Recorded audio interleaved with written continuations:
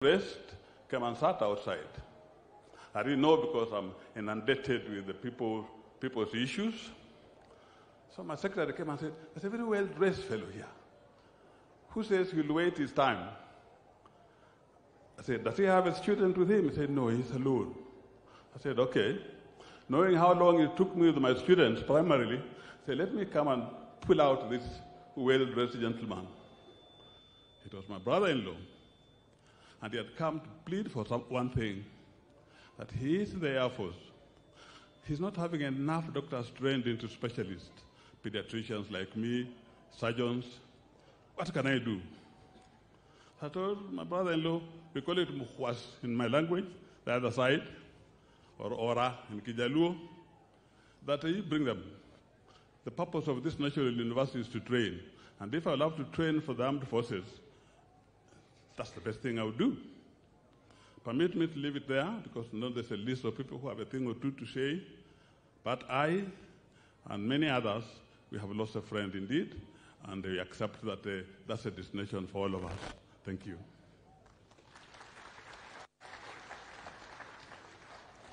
Next, I would like to now call upon Mr. Hezekiah Odur, a brother to the late General, to also give a tribute from the family side. Hezekiah Odur. We can give him a warm clap as he's coming, just to encourage him. Karibu sana.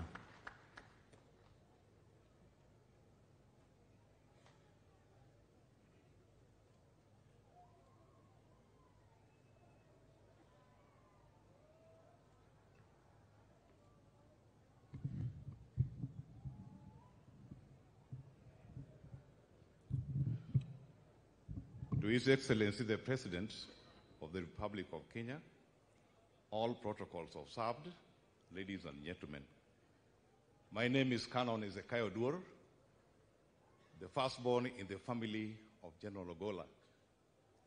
General Ogolla was the fifth-born in the family of Mzee Joel Okech Oyeyo and Mama Damaris Okello. General was a very loving man to the family. And when we received the sad news of General, when we were preparing for the 100 years celebration of our dad, it was very sad indeed. General was a very staunch Christian who loved prayers and read the Bible severally. He did a lot even to his church. He did a lot even to his community. At the moment, General has left a very big gap in our family because he was taking care of our dad, making sure that he gets medication and checkups regularly. He was also making sure that he sent something to the widows who are in his hands. There were over 30 widows. He also made sure that the students who are orphans in the area never missed their education. And he had no love boundaries, regardless of economic background, social or education background of any person. So we thank God for his life. In the book of Matthew 6:33 says, "Seek ye first the kingdom of God, and all other things shall be added unto you." He was considering that part, and God added him all that he required. At the moment, he has also left a very young lady, my sister-in-law Eileen. At least some concerns can be made to make sure that her life continues, because her status in life had gone to a certain level. And now General has left some gap. Otherwise, I thank each one of you to condole with us. Have safe journey masses at the end of the function. Thank you.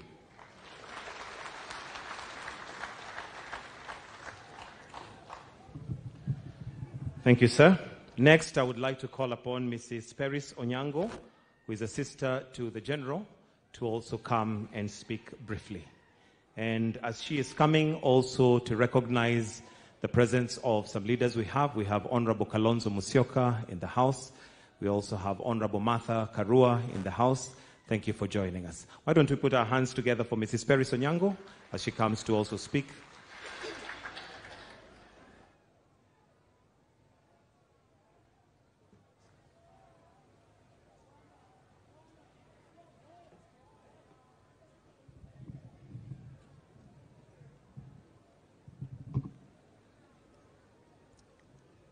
Your Excellency, the President of Kenya, the Deputy President, the Church. Before I speak, I want to follow the instructions that I was given. I was told that he had already invited him. My work was to facilitate his coming here today. He's called Mr. Sewe, who sings Siso Lawyer Gidala. Can you come up here?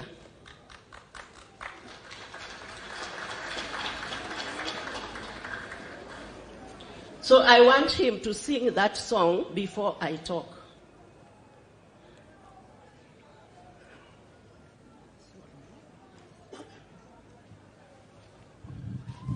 His Excellency, Deputy, the Church, praise the Lord. Allow me to sing this song. The studio, be ready. It is a song that I composed, and so I've translated it into 24 languages.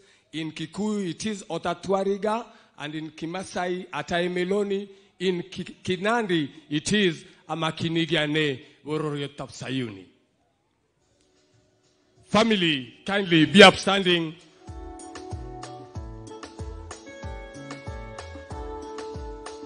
Sauti.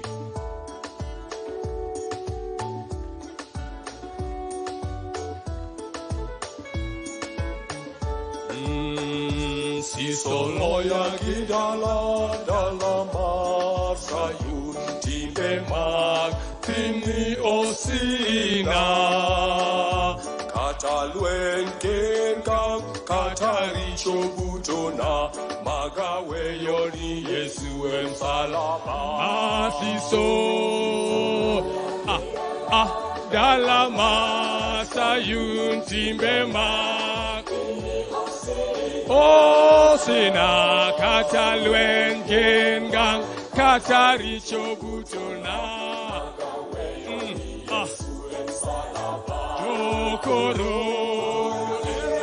kimani mona zonje dala koro kimani gengang katalwen gengang kataricho butona magawe yoni Yesu emsalaba koro ere imani mona donjo elala koro ere imani gengna kasalwen genga kasali shobutona magawe yoni Yesu emsalaba. Kindly just wait. Hero Akaparoda la sayum dalawa Mogeno mio an Gango enyimpi Kata mwandu magbin Kata sunga magbin Magawe yoni Yesu salaba Kaparoda la sayum dalawa Omio angango enyimpi kata mwandu magbin kata sunga magbin magawe yoni Yesu tokoro ere imani mona donjo elala ere imani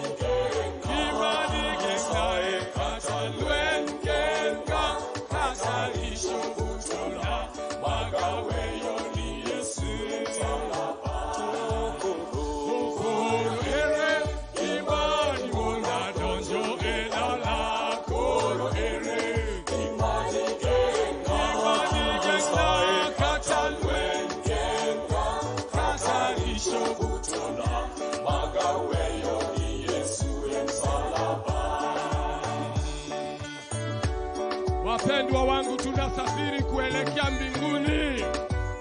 Mbinguni ndio kwetu. We are St. Jordan's, we are traveling. Nina wicho duolo lacha Chako wuoth mar dhiyo dala sayo Dala ler kendo rien dala wa mokwe Mano dala gi Yesu ma ruodha Nina wicho duolo lacha Chako wuoth mar dhiyo dala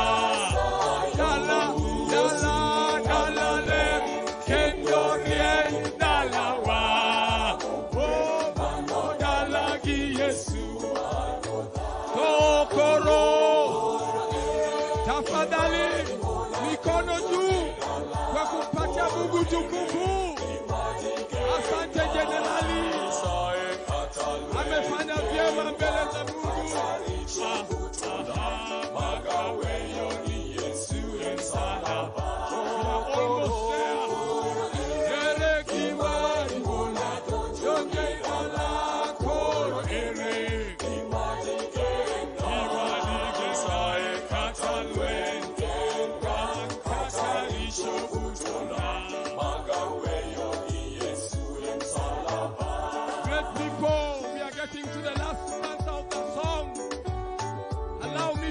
Give honor to this great man who loved my song. Anadwaro teko man kuom Yesu mondalo lwenja e piny ka wadakieni pinyo pong' kod mudho oyuma dianjao Yesu miya teko mondalo chi dwaro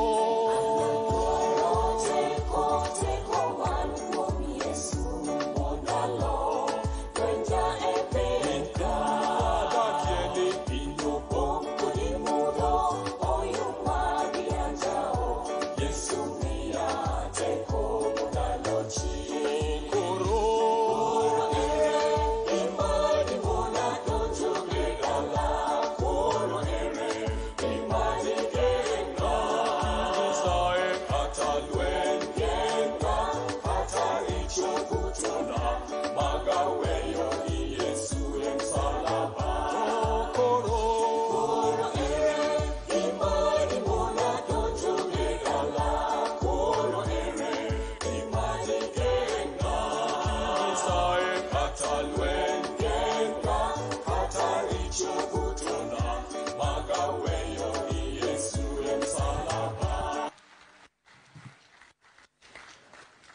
That was my brother's request.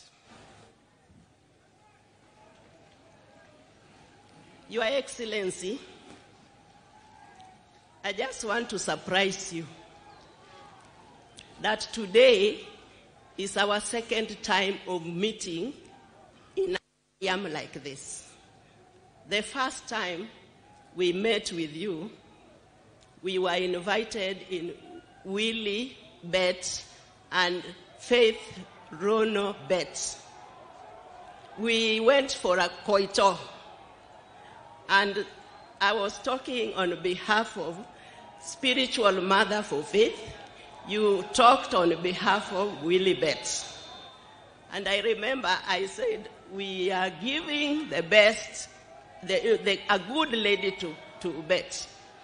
And then you said, Mrs. Onyango, we are giving the best man. I'm so happy that they are happily married. Thank you very much. God is good. I want to talk about my brother. Hallelujah. If I shake, don't worry. Number one, I want to bring condolences from my family and I to Irene. Joey, my brother's son. Achieng Nyarowadwa. Achieng is named after me. We were very close with General. So, I just want to talk about General, the qualities the General had. General was a special child in our family. In fact, our mother really loved him more than us. So sometimes we could just prick his head, because he was loved too much. We are being beaten, and he was not being beaten. And he followed that. He followed those qualities. My brother is a kind man, loyal man, very dedicated, very committed to everything he does. He did things to perfection. My brother was a good Christian, a servant leader of God. He walked the talk. He did his best in Christian life and life in general. So, I want to tell you the 3 things my brother told me. We used to visit him and he could tell me 1, 2, 3.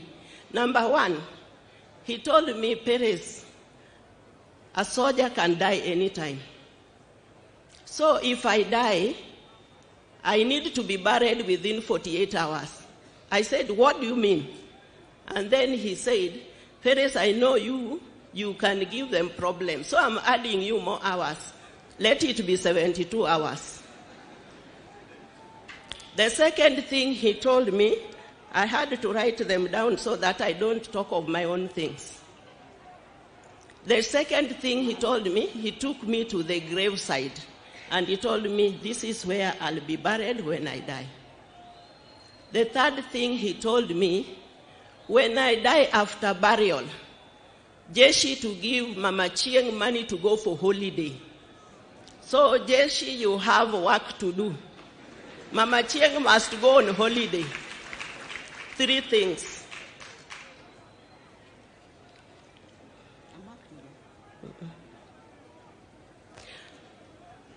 My brother walked with God every single day.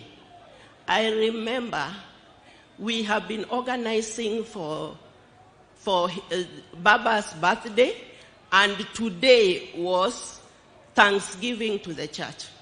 So we prepared everything. Little did I know, my brother was organizing his death. So, what I want to say, that my brother has fought a good fight. He has won the race. He kept the faith. In Jesus' name.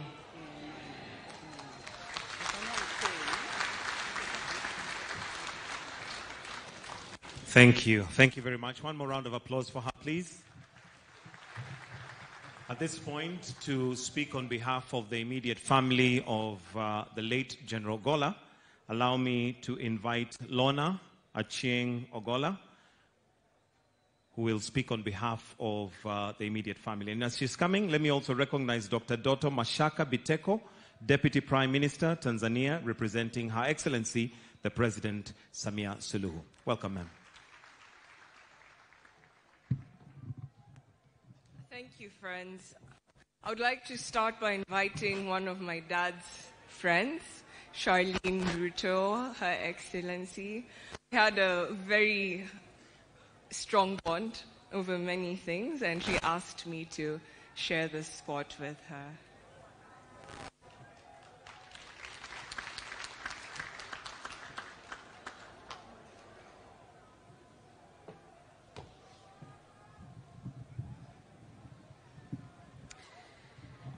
Ladies and gentlemen, allow me to stand on the protocol that has already been observed in the interest of time. Our condolences to the family of General Ogolla, Mama Irene, my sisters Achieng and Mudhoni, and Brother Joel and all the relatives. Not just from me and my siblings, but from the young people of Kenya. Kenya has lost a chief of defense forces, but as young people, we are deeply saddened because we have lost our mentor and our champion. Without a doubt, a very high percentage of our defense forces is made up of young people, but General Ogolla's influence went beyond our young people in the defense forces to those in various leadership positions and fields such as the climate space, sports, health practitioners, and many more. Some messages I have received from the young people. I met him last year, and he spoke so highly of the Africa Youth Climate Assembly, and even inquired on how we could mainstream the culture of environmentalism and climate action in the forces. We might still need to do this in his honor. Another one, I am still in disbelief. I read his last text to me a time like now last month, and I just broke down. He truly was our champion. May he rest in peace. Personally, I met General Ogolla only once, but once was enough for me to experience his kindness, his genuine care, and love for the young people, and his determination to support us to succeed. His death has hit my team members and I so hard, because in the fight for youth inclusion, many listen to us, but few encourage, support, advise, guide. General Ogolla was among the few. I really don't know if we'll ever find another one like him, but as young people, in his honor, we aim to live a life like his, of good character, humility, and integrity. May the soul of our mentor and our champion rest in eternal peace. Thank you. Thank you so much, Charlene. Our message will be a two-part message. I will deliver the message to the country, and my brother will come on up and deliver the message for the people of Siaya County and its borders. Ladies and gentlemen, it is such a privilege to stand before you today. Bless the Lord, O my soul, and forget not all his benefits. Ladies and gentlemen, God is good. God is good all the time, and his plans for us are always good. His plans are especially good for those that love him, and my father loved him, and my mother loved him, and I loved him. So even though I cannot make sense of the events that happened this week, I give God praise, and his praise will not leave my lips because he is good. He has seen beyond today, he has seen beyond the next 100 years, and he saw that this was good, so I give thanks. So let us not entirely lose ourselves in the morning. Let us celebrate a life well lived together. Bless the Lord with me. I want to talk about one thing, and one thing only. I had many, but I'll focus on one thing, his pursuit of excellence. I posted about my father for the first time ever. Immediately, Joel confirmed that he was actually dead. He did not like social media. He did not like being in the limelight. He appreciated just doing his work in the silence, not having people talk about it. So not many people knew he was my father, and not many people knew we were related. But I was deeply, deeply, deeply inspired by his work. I'll pause for a second as our brothers take their respects. Thank you, friends. God bless you. So I'll talk about his pursuit of excellence. In the aftermath of my post, I thought I was only posting it to my global team so that people know where I am and why I'm missing for a month or more. And it blew up, and I didn't expect that. But I promised I'd tell stories of his pursuit of excellence, and I'll tell two memorables right here, right now. A couple of people were digging around and asking, how is it that his daughter did all these things? She got her engineering degree from MIT and from Stanford and a business degree from Cambridge. Like, what kind of parent creates and upbrings children like this? And I'm here to share with you the kind of man that raises children like me. And I wish I could talk about Joy, but he likes his privacy even more. He's amazing and smart as well. Now, parents, if you're wondering, how do I get my child to change not just Kenya, but the world? Live it.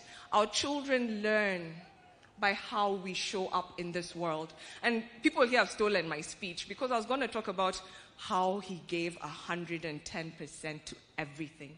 He never needed to tell Joey or I, work hard, read hard, because we saw him.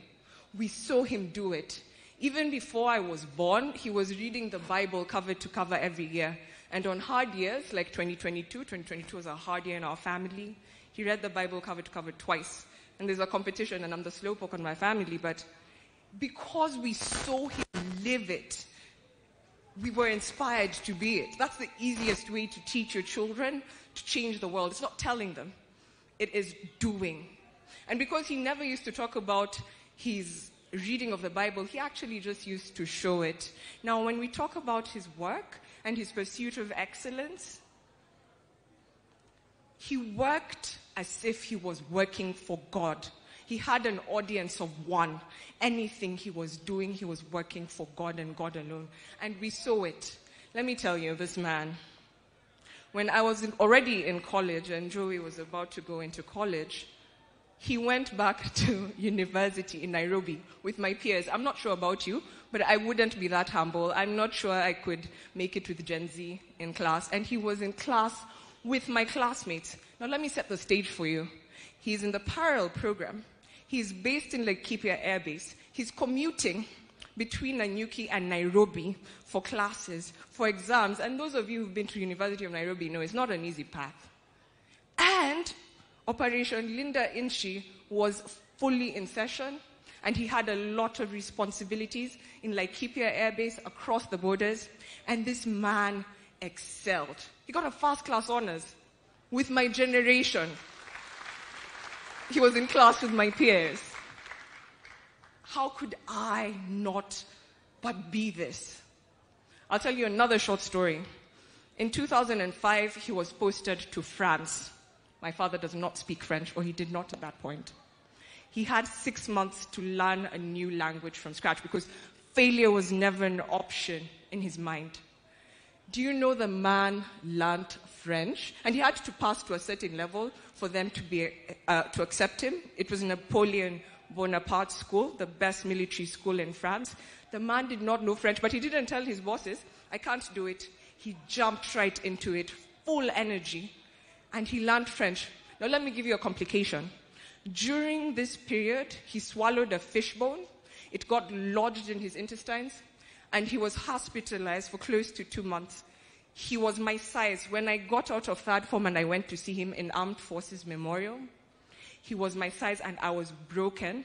And here he was, sneaking out of Forces Memorial with my mom to go to Alliance Francaise to take his French exams so that he doesn't disappoint the government of Kenya, even as a junior officer. He made it. He passed that level that was needed. He did his postgraduate diploma, and he made excellent leaders and friends from around the world, which is why he's getting so many messages. He met a lot of them in that school, and they were reaching out to us, and they've been so supportive. Actually, before I forget, Kenya Defense Forces, you all have been my family since my birth, and I'm so grateful for the love, support, care you've shown for me, Joey, Mom, and the rest of the family in this period. I'm so grateful. My heart is filled with so much thanks for you. Public servants, distinguished guests, you all have been so caring. We so appreciate you. So, if you leave with only one thing from what I have said today, please pursue excellence. Pursue excellence and work as if no one else is watching you but God, because then your reward is in heaven. Hakuhitaji cheo kuongoza. He didn't need the title to lead. That's why he rejuvenated Military Christian Fellowship with Mheshimiwa Jeff Kingani over there. That's why he found himself leading Habitat for Humanity Kenya, even when there's not. He was always giving his good ideas. He had so many ideas for the country. That's why he was busy planting millions of trees with the forces under his fierce influence. He's planted so many trees for Kenyans. He had such a big heart for this nation. In closing, I'll tell you of his love for Kenya and his loves that you haven't heard of before. He had a big love for his family. He took me to school. Every day he was in the country for all of my elementary school. He loved his family. Fathers, show up for your family because your presence makes a difference. Even now at my big age, he would still show up for me at the airport. He would show up and take me shopping. He would show up and go bowling with my son and my brother. He would show up and just be very present and loving. He would tell Mom, his wife of 40 years, I love you, and I'm so grateful that I get to come home to you after this hard day. You make it bearable. He loved us so dearly. So please love your families and give your all. If all of us can just take a bit of this and give our all to the country, our country will be fast-forward in no time. And I look forward to carrying on that legacy with my brother, who will give his love letter to the people of Siaya, Alego, Kisumu, and the people of this land. Joey, please come up. Thank you all.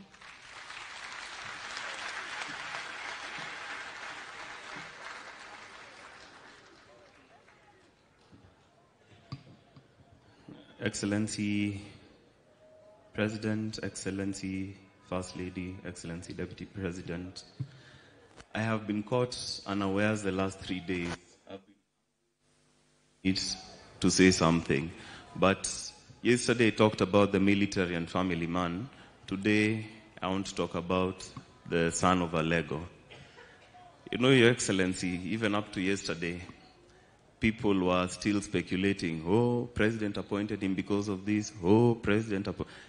I want to clear the air with the conversations I had with my father about his time with the President. He didn't really divulge any national security issues, but generally I feel it's important to first of all clear the air.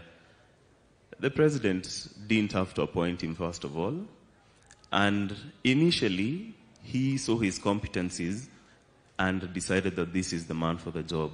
But very quickly, they started becoming friends and they formed a serious chemistry, which he would tell me, I have had a very good meeting with the boss. You're not telling me what it is. And it's not the president alone. The deputy president as well. Really enjoyed his company. They formed a serious working security relationship of securing the country.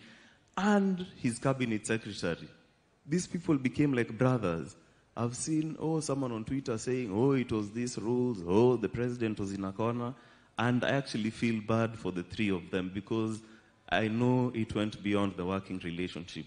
And they were working to change this country very seriously. And it's a serious blow to the three of them. That one I'm saying, I talked to him personally. None of you know that information, but I know he had a very, very good working relationship with His Excellency.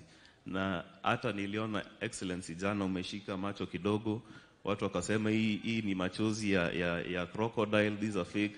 In my heart, from what I know it was genuine. I know it was genuine.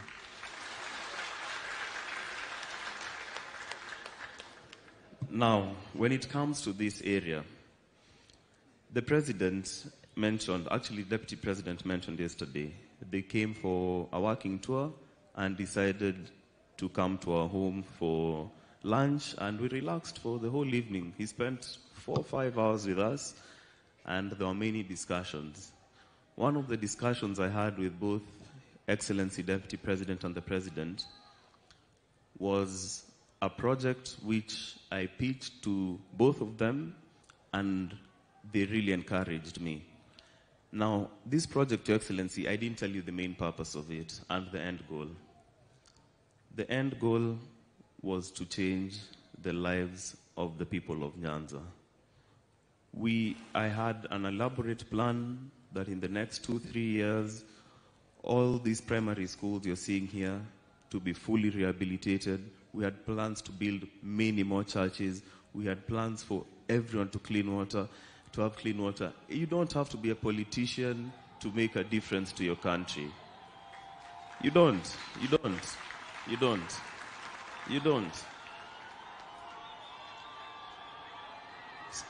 Sometimes the politicians make so much noise, but the results, we can't see them. And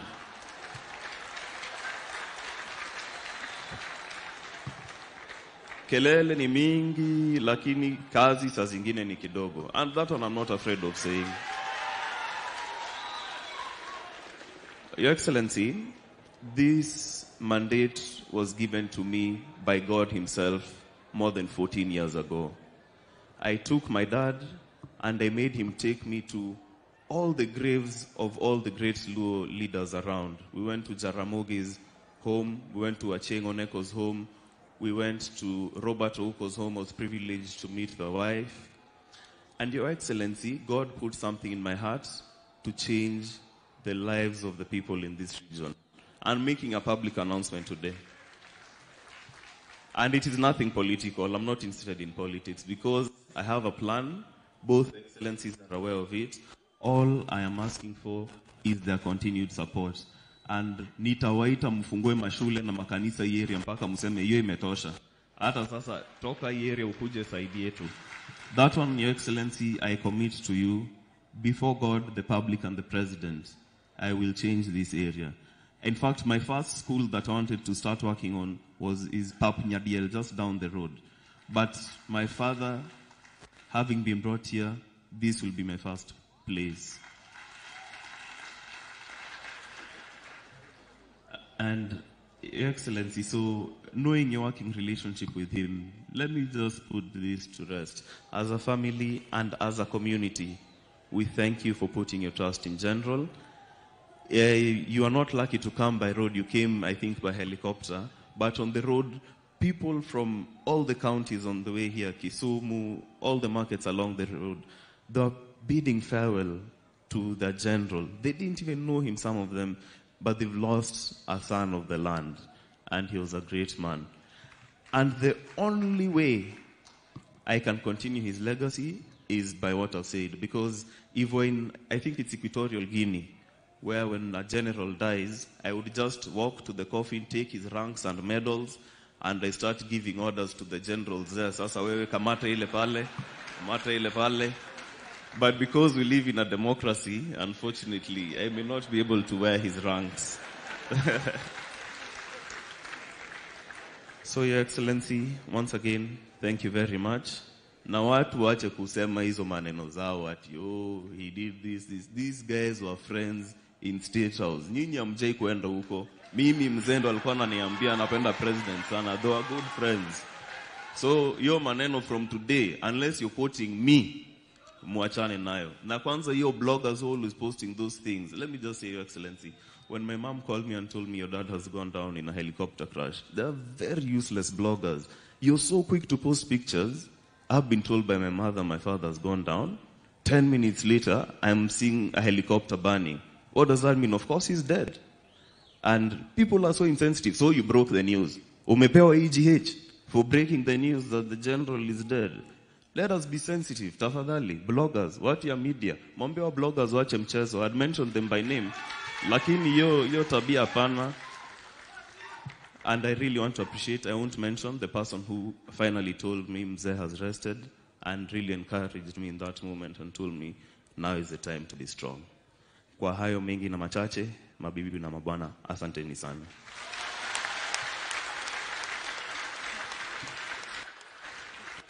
That was the Siaya tribute. Yesterday was a military one. On Friday, during his memorial, we have very many stories about General, which would have everyone laughing for very many minutes. So hopefully you can join us then as well. Asanteni sana. Thank you very much, Joel. Your Excellency, the son of a general, speaks like a general. Let's give him one more round of applause as he takes his seat.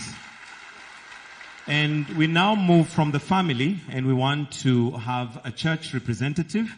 And on behalf of the church, let me call Mr. Philip Opio, who is going to speak on behalf of the church. Mr. Philip Opio, kindly, if you may advance so that you may give the remarks on behalf of the church.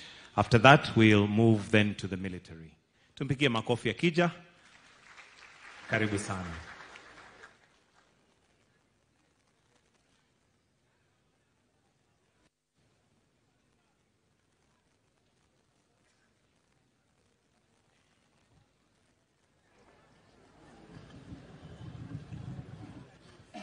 Excellency, the President, Dr. William Samoei Ruto,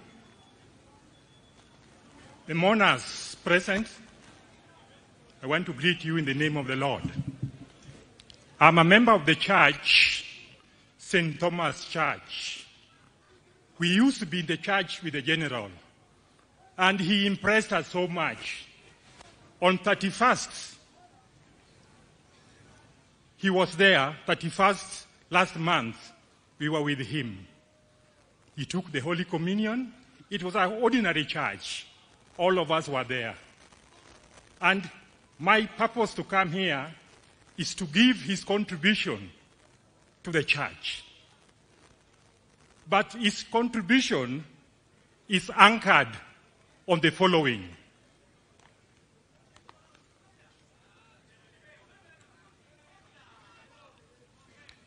The late was a contributor based on Matthew 6, verses 2 to 4. And I want to repeat. Matthew 6, verses 2 to 4. And I quote verse 3. But when you do charitable deed, do not let your left hand know what your right hand is doing. That was the general. He did a lot in our village, in our church, but he never wanted it to be mentioned. Now that I'm here, I will apologetically say the following that the general did. With apology, please. His contribution in the church started way back in 1980 when he was a youth. The general Christmas and Easter envelope, in Anglican we have envelopes, always reached the church of St. Thomas. In 1990s, he intensified his contribution towards the church development. The climax came with the construction of the new church, which was consecrated this morning. The building of the church began on 16th September 2016. He contributed 90% toward the construction of that church. And 100% contribution towards the furniture in that church. We members of St. Thomas Nduru, we are deeply saddened but grateful for him. He later drilled water in the church compound and mounted 2 tanks of 10,000 liters each, which supply water to the church, Nduru Mixed Secondary School, Nduru Primary School, and the dispensary.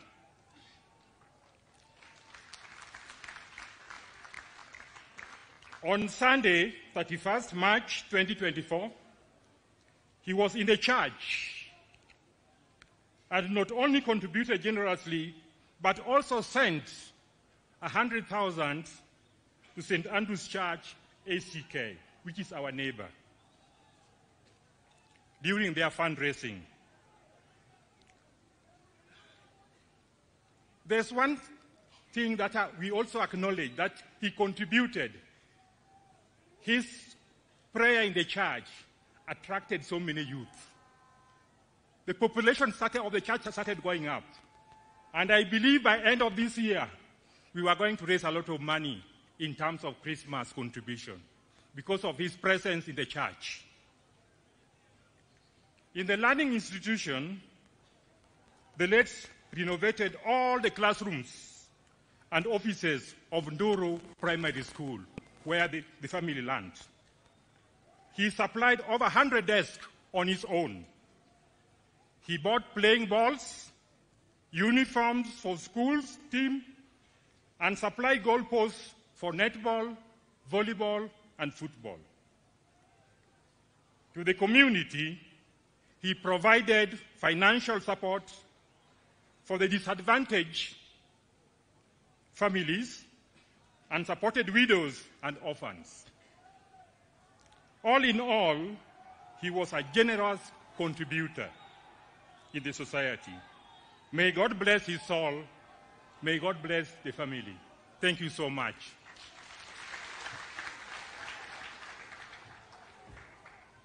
Thank you very much, sir. Next, we'd like to have the Vice CDF, Lieutenant General Charles Kahariri, who will come and represent the military. We can put our hands together as we welcome him. Welcome, sir.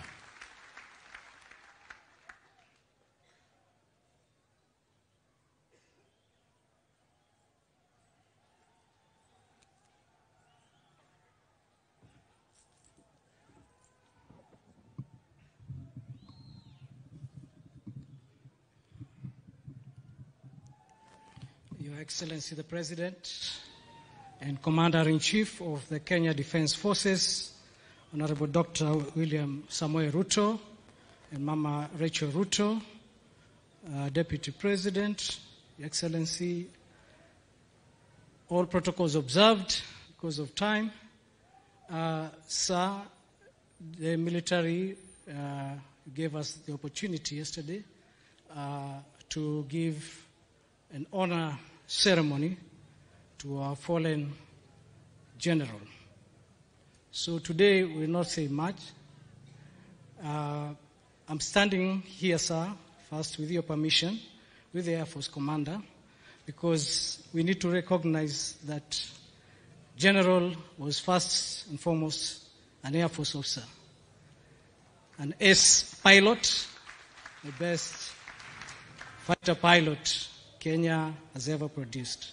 I would like to let General Omenda just say something in line with his career as a service commander. Just for a minute, sir.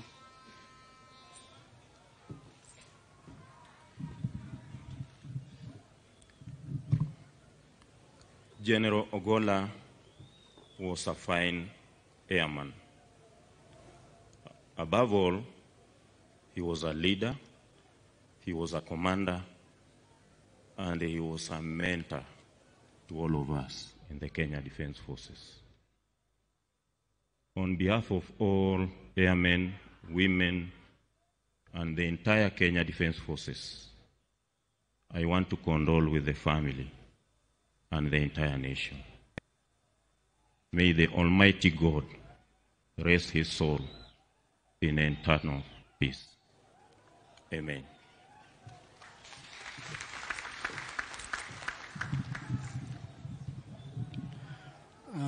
Mama Eileen Ogolla, the family, we've had what Joy has said, and a sister. Madam, be assured that you are a KDF family. And we not only will do it because you are, but if we don't, His Excellency has already given those instructions that we must take care of you. He didn't have to because we are part of us, but we will definitely ensure that you are well taken care of. We wish to today, Your Excellency, just convey condolences of the KDF to the wider family of the late General, now that we are in his home area. Please accept our heartfelt condolences, as well as the people of Siaya and the general region of Nyanza, because this was your gallant son that you will be dearly missed. So kindly accept our condolences. Your Excellency, as has been mentioned, the General had friends far and wide. Today, Your Excellency, we have with us the CDF of the United Republic of Tanzania, General Jacob John Msunda. Could you please?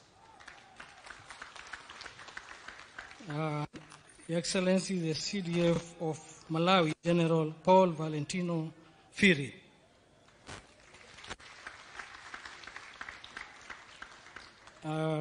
The CDF of Burundi, General Prime Niyongambo.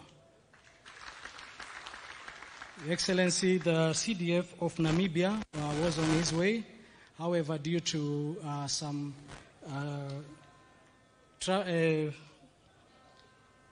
challenges in Joburg, the flight had to be cancelled, so he returned back to Namibia. However, he had been preceded by a delegation led by Brigadier Nangolo and 2 participants. We also, sir, have from Rwanda, Major General Vincent Nyakanundi, the Army Chief of Staff. And from Uganda, sir, a delegation led by Lieutenant General Charles Okidi, the Air Force Commander.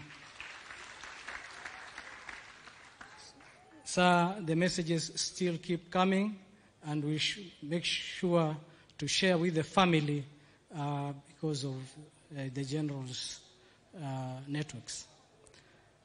Allow me at this point to just say again, as a military, the loss that we have felt, and once again assure His Excellency that as the General would have wanted, we continue to soldier on and ensure the security of this country.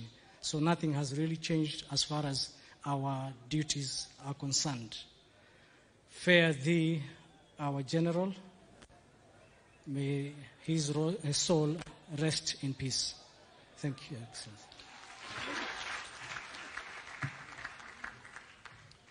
We now want to move to the part of tributes from the executive, and at this point, allow me to invite the Cabinet Secretary for Defense, Honorable Adan Duale, to come and give his tributes and also handle the part of the executive. Welcome, sir.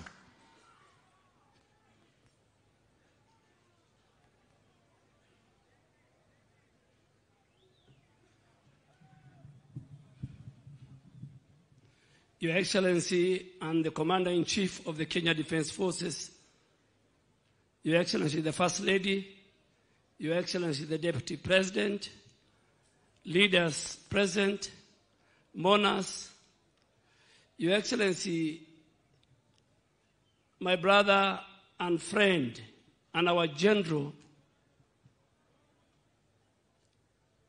told us how his ceremony should be conducted and how he should be buried. And Mama Eileen and the children have confirmed that to us. And in a very short ceremony, let me take this opportunity to invite the governor of Siaya County, Governor James Orengo, to make remarks, and then we take the program from there.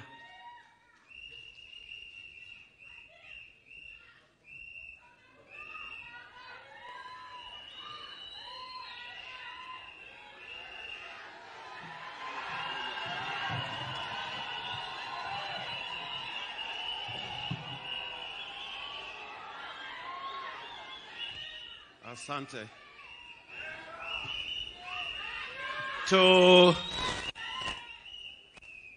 To Eileen Ogolla and the family, to the President of the Republic of Kenya, the First Lady, the Deputy President, the Azimio leadership led here by Kalonzo Musyoka and Martha Karua, the Speaker of the National Assembly.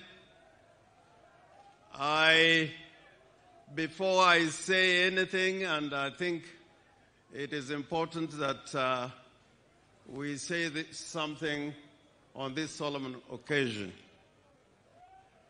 Allow me, because I saw Dr. Buru Oginga step in, allow me to invite Dr. Buru to come and say something. Dr. Buru.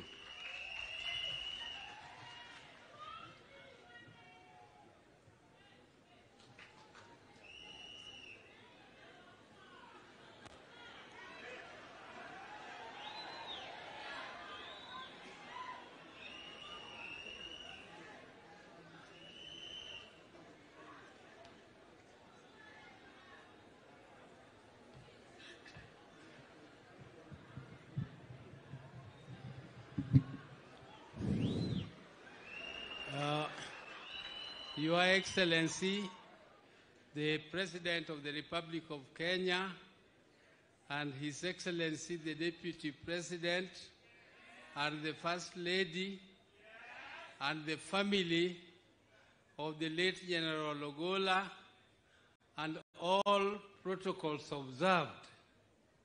I stand here on behalf of my family the family of the late Jaramogi Oginga Odinga, on whom I represent as the chair. Now, the late Ogolla here is our maternal uncle, and our mother comes from this village. And therefore, we come here as relatives of Ogolla. I also come here to bring condolences of my brother, Jacob Raila Amolo Odinga, who has sent me to come because he is a bit indisposed. He could not come personally, but he has asked me to come and represent him and the family. So I also want to bring condolences of Uhuru Kenyatta, the former president of Kenya, His Excellency, who has also brought his condolences to the family. He is out of the country, but he has asked me to bring his condolences to the family. Now, I would only want to mention one word after saying words of condolences and sympathies to the family. I would just like to say that the death was an accident, but even though it is an accident, in this region we have had many such accidents. And we have also had assassination of leaders from this region. So when such things happen, we are a bit suspicious, not because of anything, but we want to know the truth.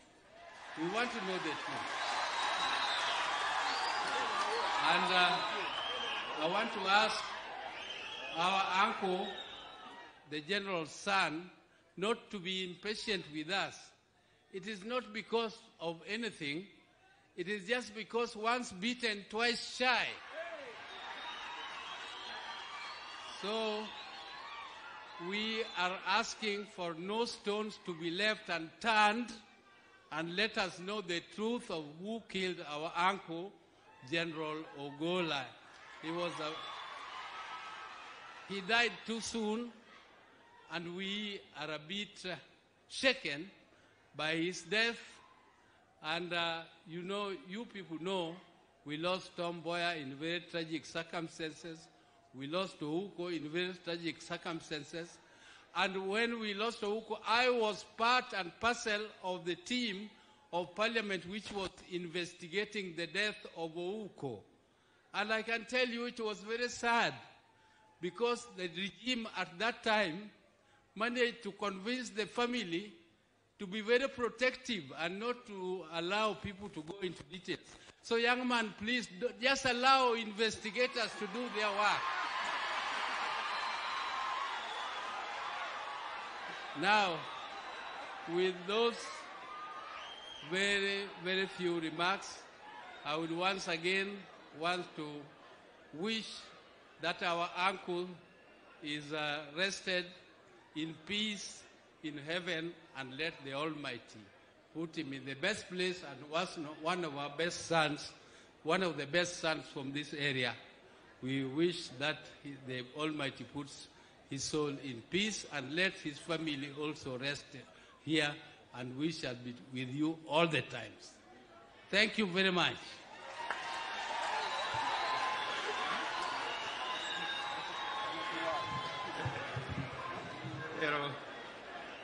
Erokamano. Ang'eyo ni kae wan gi jowa mang'eny mobiro. To e jomobiro ka nitie jomoyier mok ber ka alunga jomoko mukanyisogi ni gin kae. Otel ni gi speaker Okode gi members ma county assembly ma Siaya kama untie mondo uchung'ane malo mondo neu. Ero gin kanyo. Mar ariyo, no kwaya ni mondo chungi members of parliament gi ng'eny kae, to list mondo okelna kae pok ayudo. Koro atandi meli lakini machiegni kama dibi.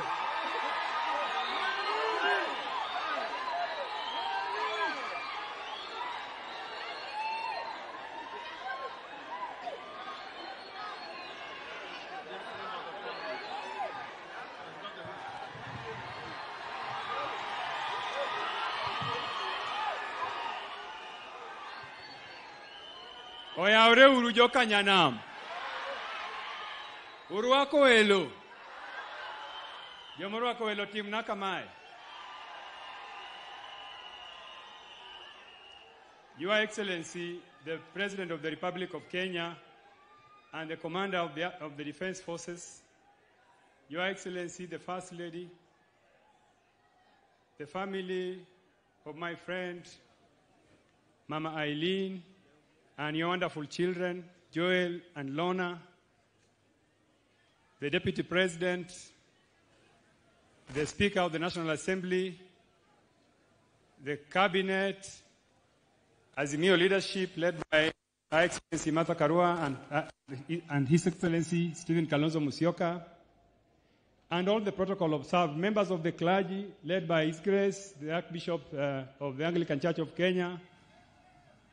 I really do not have much to say today, other than to mention my colleagues who have joined us.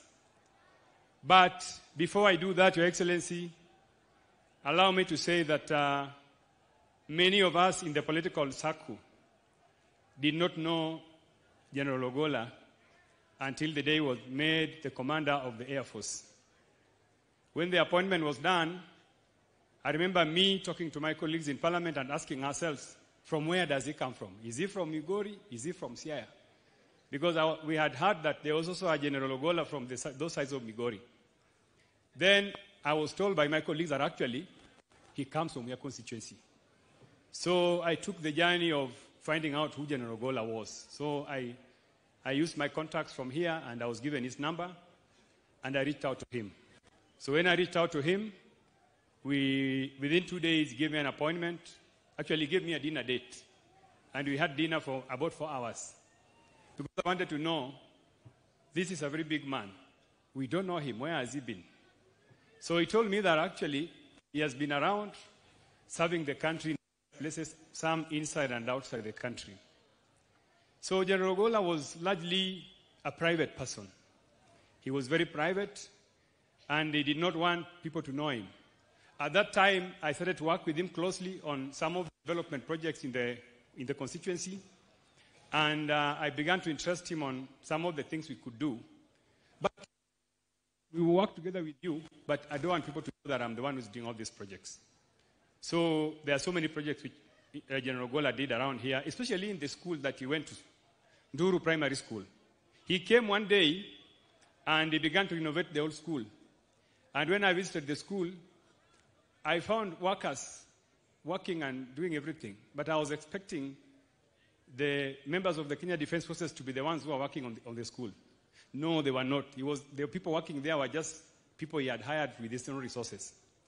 Many a times I was not comfortable with this simplistic approach to life, because I could meet him around here driving in one car, and I would ask him, my brother, the position you hold is very big.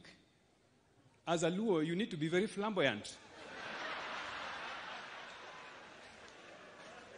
And Ogolla told me that, no, me, I'm a very simple man.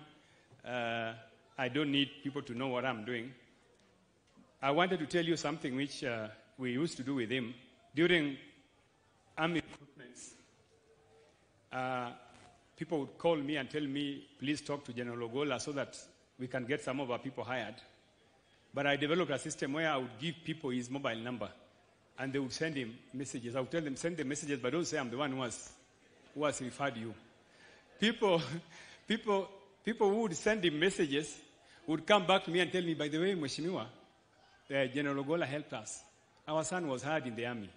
So that is how we related with General Ogolla. He was a fine man, and Your Excellency, let me say this. When this Boma story came up, I was taken aback, Your Excellency. Because I remember during 2022 campaigns, I reached out to him and told him, General, can you support my campaigns? So he didn't say anything. He invited me to Nairobi to have a meeting with him. I thought I was going to get some money for campaigns. He gave me 2 hours of lecture about the code of conduct of the military. That the military is apolitical. And it means that even his own resources, which he earned from the military, cannot be used for politics. So that's why when this debate that the general was trying to engage in what I would refer to as espionage, I could not believe it. And I want this to go on record that General Ogolla, who is seated here, would not be engaged in something like that. I want to give accolades to Your Excellency. Your Excellency, you earn the kudos for being the first commander-in-chief to make a Luo to be the chief of defense forces. That, I give it to you. Your Excellency, there are some positions in this country that Luos will never occupy. If a Luo was in such a position, that would be a miracle. Your Excellency, the Cabinet Secretary for Treasury, that position, a Luo has never held that position. A Luo has never held the position of Principal Secretary, Treasury. Even the Attorney General, we have never seen those positions. So I think, let us remember that General Ogolla is the first Luo to sit in that position. And that's why, Your Excellency, when members of my community are expressing their concern about the way the end has come, and let us agree, my friends, the end is smelly. The end is smelly. The end is smelly. It's not as clean as the beginning. We would only ask you, Your Excellency, the way you broke the record of appointing him as the Commander-in-Chief, let us get the report about what happened to General Ogolla. That is the only thing that we want. We want this thing will give us a closure as his community. And lastly, Jim, I wanted to say that Your Excellency, you together with Raila Amolo Odinga, we were engaged in the process of uniting the country through what we call the NADCO process. My majority leader, the Honorable Kimani Ichung'wah, is here, together with Senator Aaron Cheriot. They did a wonderful job in bringing us this document. Your Excellency, we want this document to be implemented in totality, because that is the only way for us to assure that the country will achieve unity. Let me add that the Vice President Kalonzo Musyoka, the leader of Azimio, who was part of the team that was developed the NADCO report, we would be interested in seeing that report is implemented in totality. Thank you very much. Oh, sorry. Now I want to just introduce members of parliament who are here. If I mention your name, please just write up. We have the majority leader in the National Assembly, Honorable Kimani Ichung'wah. We have the Honorable Silvanus Osoro. We have the Honorable Eva Obara. We have the Honorable Christine Ombaka, the Siaya County Women Rep. We have Felix Oduor Jalango, the MP for Langata. We have the Honorable Gideon Ochanda, MP for Bondo. We have the Honorable Mark Nyamita, MP for Uriri. We have the Honorable Jared Okelo, MP for Nyando. We have Elisha Odhiambo. We have James Nyikal. We have the Honorable Martha Wangari, MP for Gilgil. We have the Honorable Mboko Milemba. We have the Honorable Didmas Baraza. We have the Honorable Major Deko, Garissa North, Garissa Township. We have the Honorable Esther Pasaris, Nairobi Women Rep. We have the Honorable Siloya, MP for Sabatia. We have the Honorable Zaid Jianda. We have the Honorable Mutinda Mule. We have the Honorable Geoffrey Ruku. We have the Honorable Tienda Molo, MP Rarieda. We have the Honorable, finally, we have the Honorable Koyo. And we have my uncle, the former MP for Lego Usonga, the Honorable Edwin Inda, is also in our midst. Thank you, and may God bless you. Thank you, Honorable Atandi. Now is my pleasure and privilege to call upon Dr. Stephen Kalonzo Musyoka, Senior Counsel, to speak on behalf of the Azimio team.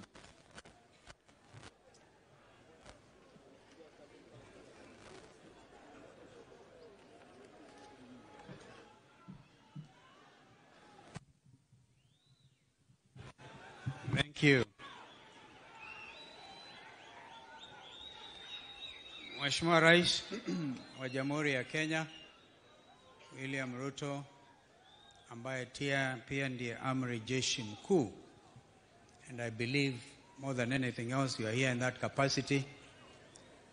Mama Eileen, fellow mourners, I will say one thing, and with your permission I will ask our sister mother to come and deliver the other portion.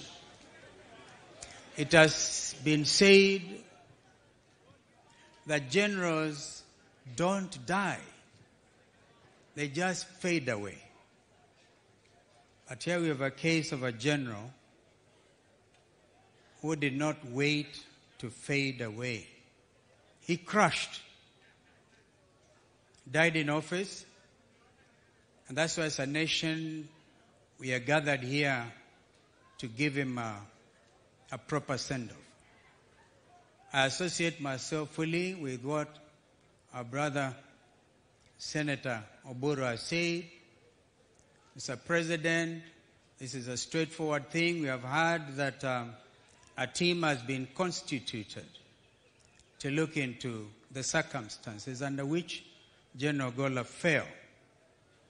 What Kenyans want, Mr. President, is simply to make it public, because then that will allay all these fears.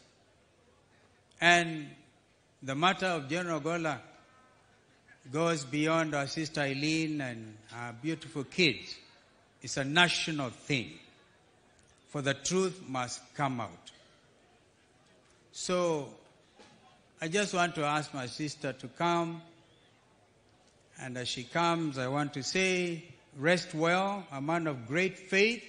Anybody who can read the Bible twice in a year can only be a committed Christian. And this brother here had a secret with his maker. Alikuwa na siri naye Mwokozi Yesu. And that's why he has done things in a very unique manner and has to be laid to rest and cutting huge costs. And we have full confidence in our defense forces. Please be as neutral as General Ogolla was. So, erokamano inya. Mother.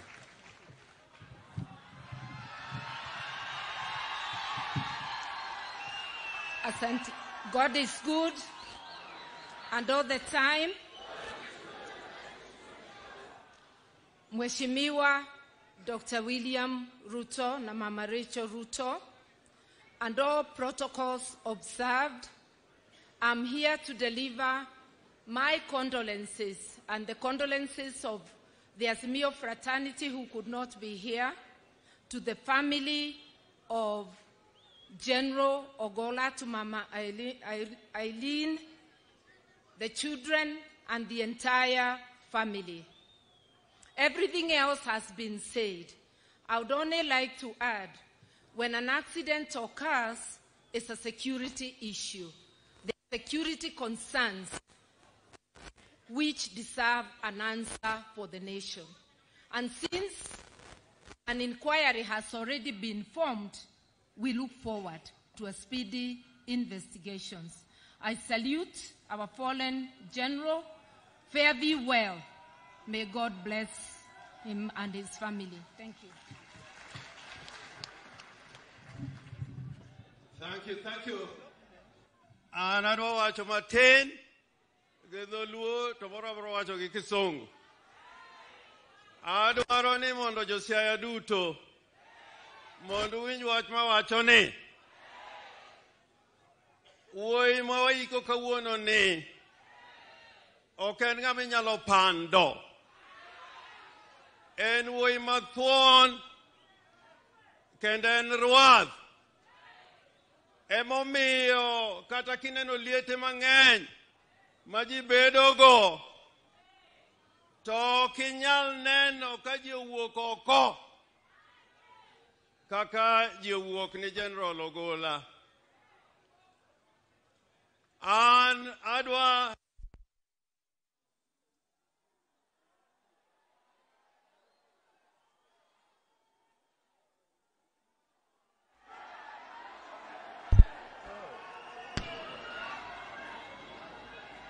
mitambe mokethre, onge gi marach. Onge gi marach, onge gi marach. An ing'e abe angi mach moro kama kosim to adhielo. Adwa wacho ni yani kawuono jomotelo ni nyasi ni gin jolweny, the military of Kenya. Adwa wacho nyimo oganda ka ne utimonwa tim maber ka uko wuodwa kaka ukoni. Agonu erokamano. I wanted to say this briefly. How do we mourn our heroes? We have had many heroes. And I was so happy when Joel was speaking here and he made a wonderful speech that your father took you to Jaramogi's mausoleum. Your father took you to where Achengoneko is buried. And I am sure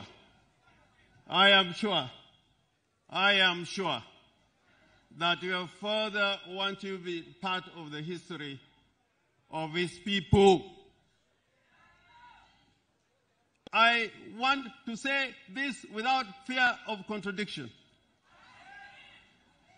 We have, and that's why sometimes people mistake us. We have mourned many times. And we have mourned heroes. We mourned Arguing Skodek. We mourned Tom Mboya. We mourned Dr. Uko. We mourned Odhiambo Mbai. And today we are mourning General Ogolla. I therefore plead with anybody who is here, you must allow Kenyans to mourn their heroes the way they can. When I was coming here, I followed a different route. The one from Luanda to Wagai. And the whole route was full of people waiting for this gallant son of ours. Many were waiting. I just hope that this time around, we will, with the investigations which are undergoing, will come to the final conclusion and outcome of how this happened. And I was taught in investigations. Your Excellency, I was a lead lawyer in the Uko trial. In the Uko trial, there were many investigators, international, FBI, and Scotland Yard. And the first rule in investigations is that you don't rule anything out. If you want to carry a true investigation, don't leave anything out. So we want to be assured that nothing will be left out so that the truth comes out. The truth comes out. Your Excellency the President, just like Atandi has said, when you retire and think of appointing other positions, you see what he has pointed out, that you think of somebody from this community to be in that position. And this constitution does not say that you must vote for so and so in order to be in government. We want a government based on our constitution, so that when these positions are open, like you did in appointing the chief, you open it to the entire republic. Finally, as General Ogolla rests here, I beg you, Your Excellency, that let General Ogolla be buried in doubt, and the lingering doubt.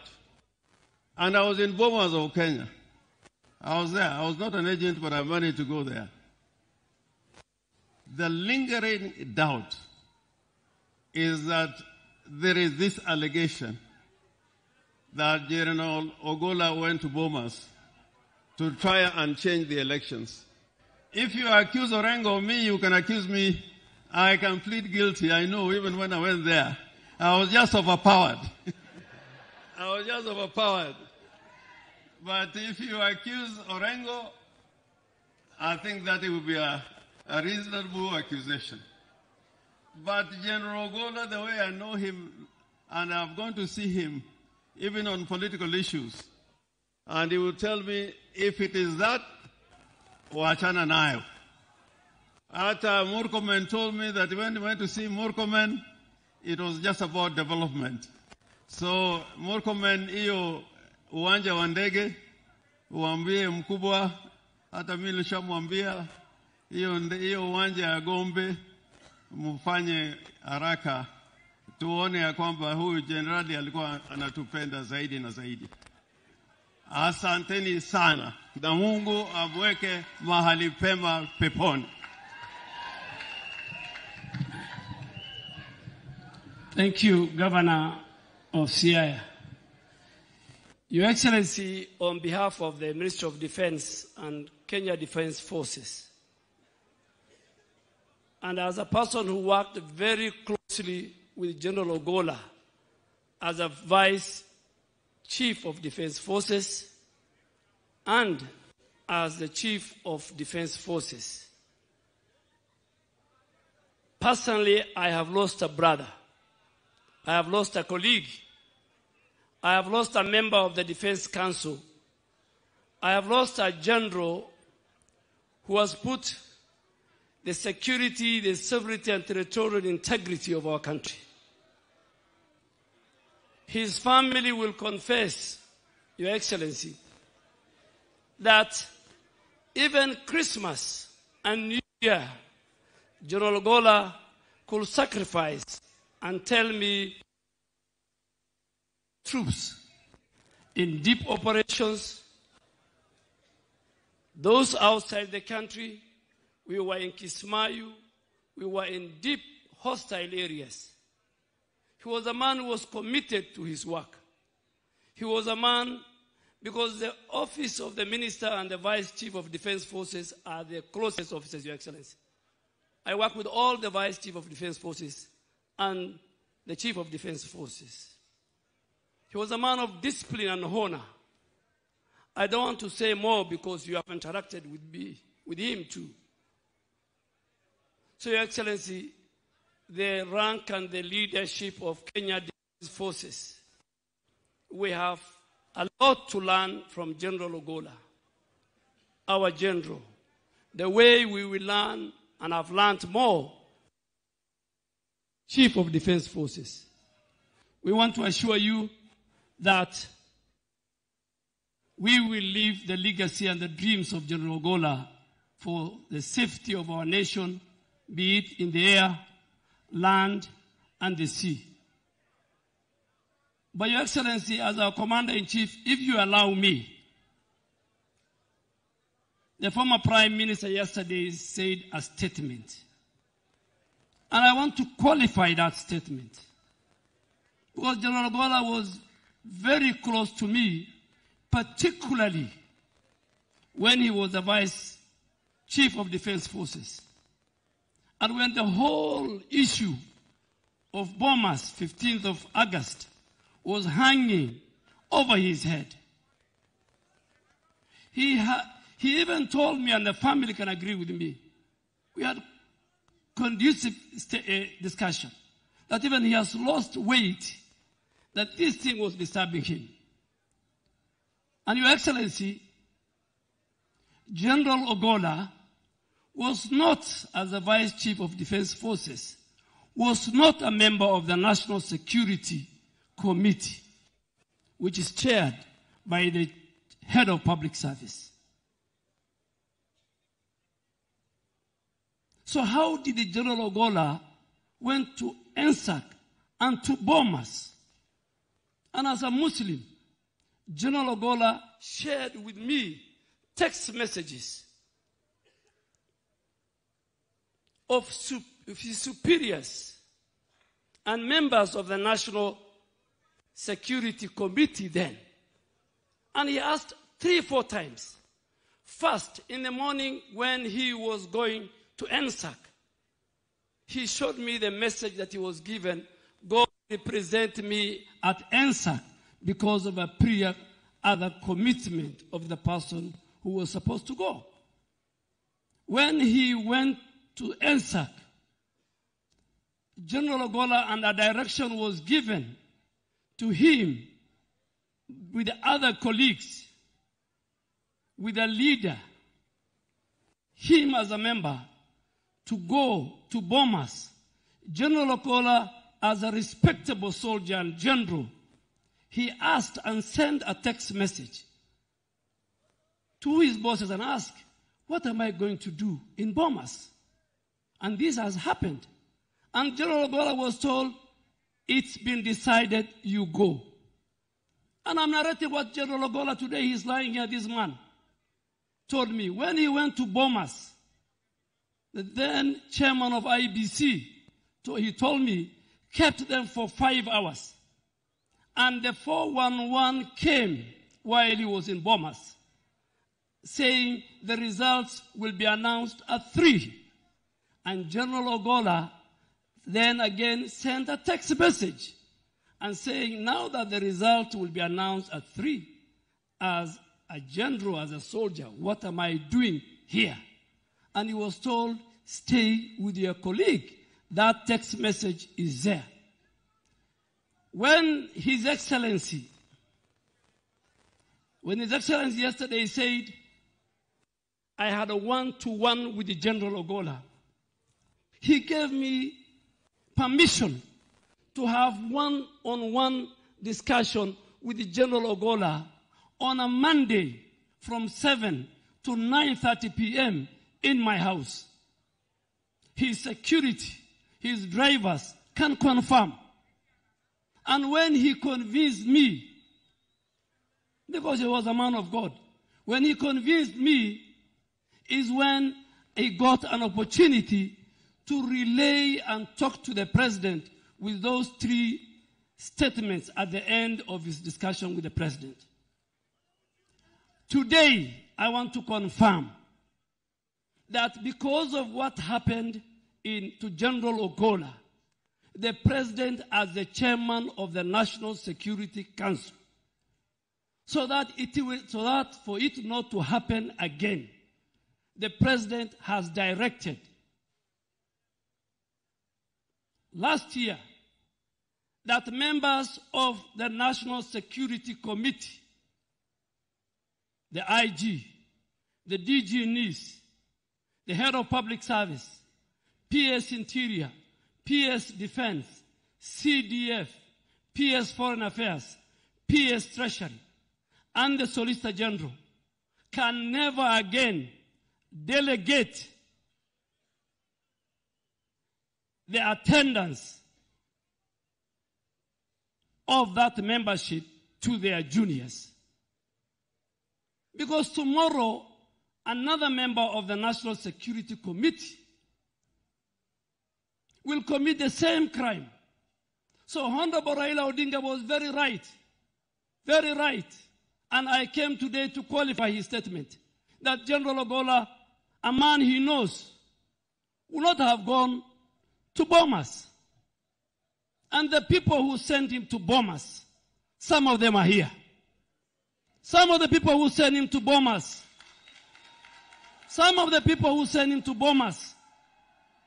are known. They are members. So sometimes, the way Joel said, let us not create a false narrative about General Ogolla. Your Excellency, allow me again to make another confession as your Minister for Defense. Many of my colleagues ask me, you used to be a vibrant politician, you have changed. I have changed because I went to a different environment. Your Excellency, when General Tonje introduced that gentleman's agreement, there was General Opande, who he recommended to be the next CDF. But he did not. He was not given that chance. Many, the law says that a CDF will serve for 4 years or at the attainment of 62 years, whichever comes first. Your Excellency, this region has produced decorated generals. General Owiti, General Opande, and many others. But because you wanted to change Kenya, you said we must kill ethnicity and regionalism in our country, Your Excellency, and I want to confirm to the nation. There were many people within even our ranks who said General Ogolla should not be appointed. But they had only one reason. Very unfortunate. Very unfortunate, the reason of 15th of August. They forgot all the other credentials of General Ogolla. Your Excellency, you have confirmed to the nation you are not a petty leader. You are not a vengeful leader. You are not a person who will follow what happened, Your Excellency. As your Minister for Defense, you made a deliberate, with a finality based on the credentials. He was a smart general. He was one of our finest F-15 jet fighter. He has trained everybody here, including the current Air Force commander. He was a man of humility. He could walk to my office and to all the offices. I could walk to his office. Your Excellency, one day he came to me and asked me in the holy month of Ramadan, Minister, can I fast with you for 7 days? Your Excellency, you decided, you directed, and I went and passed the council, the Defense Council, your decision on the 27th of April 2023, the appointment of General Ogolla, among others. And on 28th, you saw him as your next CDF. He died, you saw him on 28th of April 2023. He died on the 18th of April 2024, 10 days before he made to 1 year. He had good plans, Your Excellency, for the 15th of May this year of our graduation. And he told you the reforms he will introduce, and you will see it, because our team is here. Your Excellency, you'll go into the annals of history as a person who appointed not only General Ogolla, not only Raymond Omolo, not only many Kenyans to key security positions, including myself, without regard to ethnicity, to the region they come from, and to how their communities voted in last election. Your Excellency, you will be the one that will make sure that Kenya will be a country that everybody and every community will be proud of. With those many remarks, Your Excellency, let me take this opportunity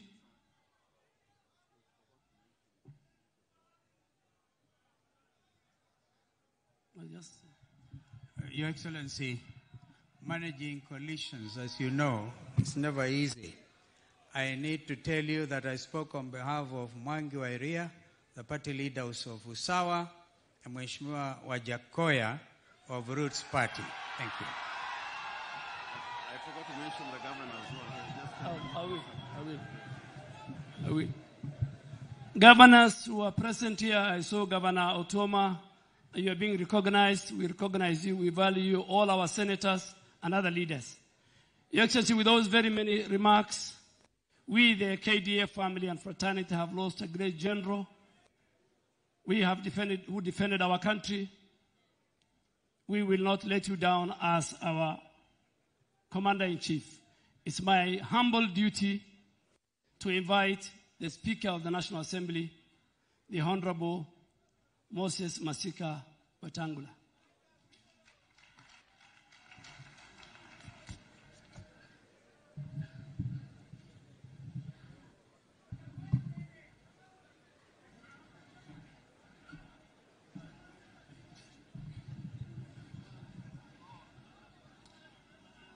Your Excellency, our President and Commander-in-Chief of our forces, our First Lady, Deputy President, the family of our fallen brother and hero,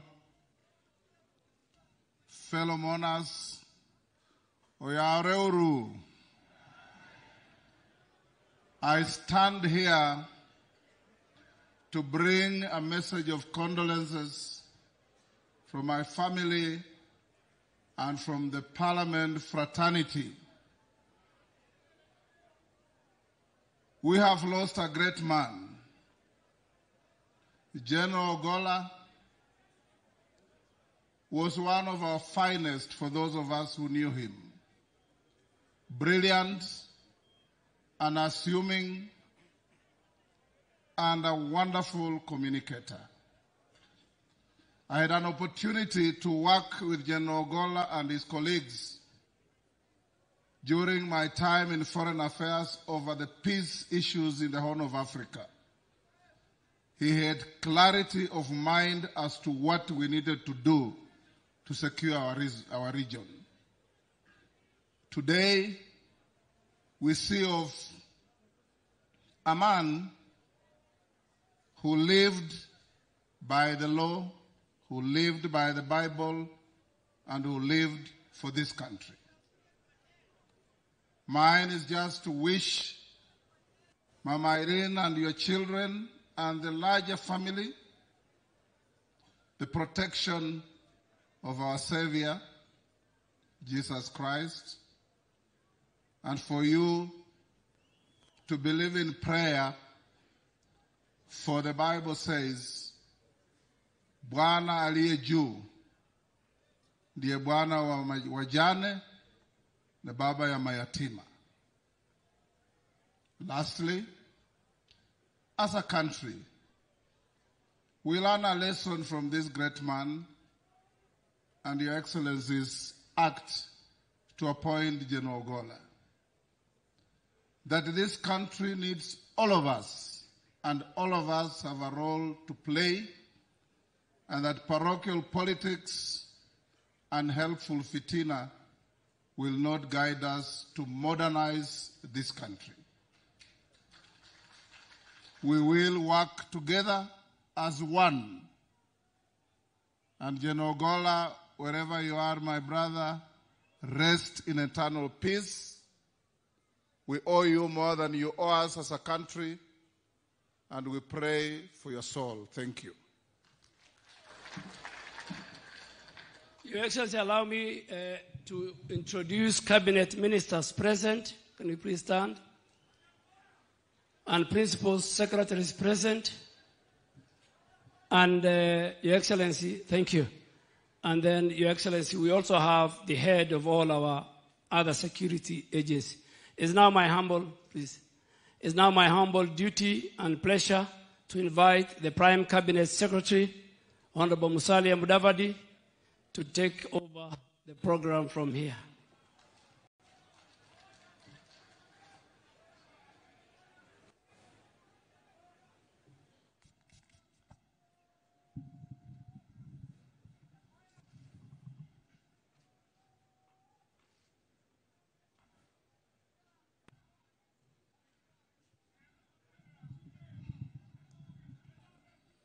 Your Excellency, the President of the Republic of Kenya, Mheshimiwa William Samoei Ruto, our First Lady, Madam Rachel Ruto, the Deputy President, Rigathi Gachagua, Eileen, Ogolla, and your entire family, the leadership of the Defense Forces, friends, relatives, and all dignitaries present.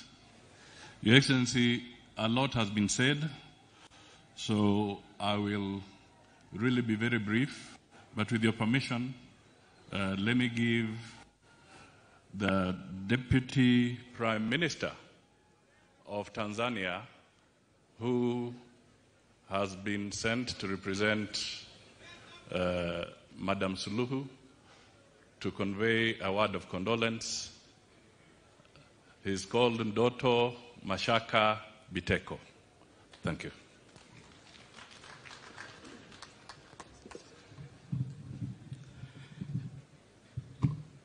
Mheshimiwa Dr. William Samoei Ruto, Rais wa Jamhuri ya Kenya na Mama Ruto, waheshimiwa viongozi wote tukiongozwa na makamu wa rais, ndugu zangu waombolezaji wote, Bwana Yesu asifiwe. Mheshimiwa Rais, nimesimama hapa kwa niaba ya Dr. Samia Suluhu Hassan, Rais wa Jamhuri ya Muungano wa Tanzania, ambaye baada ya kupata taarifa ya kuondokewa na mkuu wa majeshi hapa nchini, yeye pamoja na Watanzania wote wanaungana na wewe kukupa pole nyingi kwa msiba mkubwa ulioupata. Wewe pamoja na familia ya marehemu na Wakenya wote na vyombo vya ulinzi na usalama vya Kenya, kwa kuwa wameondokewa na kiongozi mashuhuri, kiongozi ambaye bila shaka kwa maneno yaliyosemwa hapa ameandika kurasa nyingi sana zitakazosomwa na vizazi vinavyokuja. Mheshimiwa Rais, Mheshimiwa Dr. Samia Suluhu Hassan anakutakia moyo wa subira wakati huu mgumu, wewe pamoja na familia, lakini muhimu sana kwa Wakenya wote na wale wote aliowaongoza. Mheshimiwa Rais, nimesimama hapa kueleza tu kwamba yote yaliyosemwa kuhusu marehemu ni masomo makubwa kwetu sote, lakini masomo makubwa kwa vijana wanaokuja. Tunamuombea mapumziko mema yeye, lakini kwa familia kuyaishi yale mema yote ambayo marehemu alikuwa akiamini na kuyaishi. Asanteni kwa kunisikiliza. Asante sana Naibu Waziri Mkuu. Ningependa tu nitaje majina ya wale mawaziri kwa sababu walisimama, na ni vizuri watu wajue kwamba tuko hapa na Mheshimiwa Machogu, Waziri wa Elimu. Tafadhali punga mkono. Tuko na Mheshimiwa Eliud Owalo. Asante sana. Tuko na Mheshimiwa Chirchir. Asante sana. Tuko na Mheshimiwa Markomen Kipchumba. Asante sana. Tuko na Mheshimiwa Madam Malonza.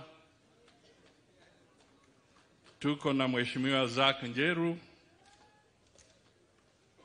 Tuko na Mheshimiwa Florence Bore. Asante sana. Na tuko na Moses Kuria.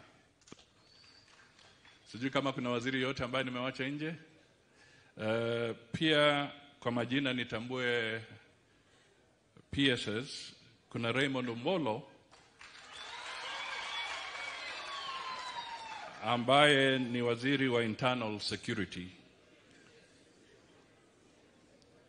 Kuna Patrick Mariru.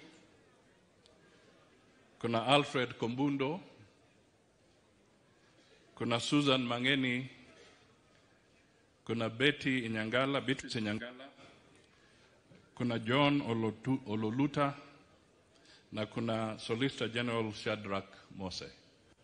Asanteni sana. Your Excellency, I think Duale has spoken very passionately and he has said it all. What I can only emphasize ni kwamba sisi kwa serikali yako tulimheshimu sana Generali Ogolla. Kama kuna kielelezo ya heshima na integrity kwa majeshi yetu, basi Ogolla ndio alikuwa kwa mstari wa mbele.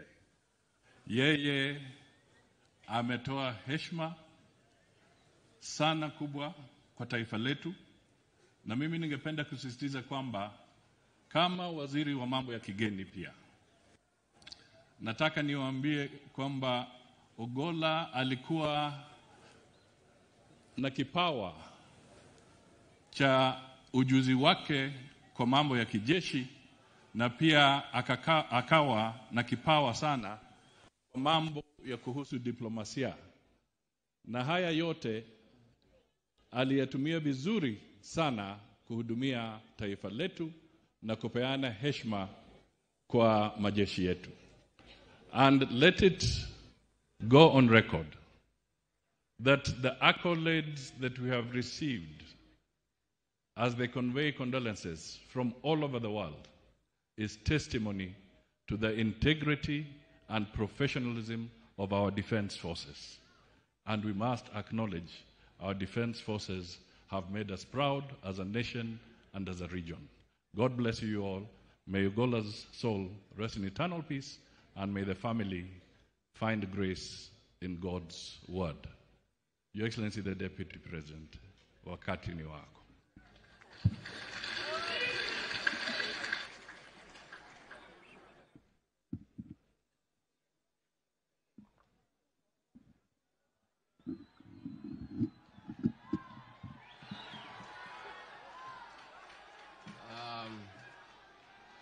Your Excellency, the President of Kenya and Commander-in-Chief of Kenya's Defense Forces, Your Excellency, our First Lady, Mathiko Ruto, the family of the late General, Mama Erin, Lorna, and Joel, all protocols observed. God is good, and all the time. Nisalimieni kwa haya. Bwana Yesu asifiwe. Bwana Yesu asifiwe tena. Your Excellency, we have accompanied you here to this great county of Siaya to honor and bury a decorated general, a career military strategist, an accomplished fighter pilot, a competent and focused team leader, a humble, kind man, and all of us are privileged to have served with him under you.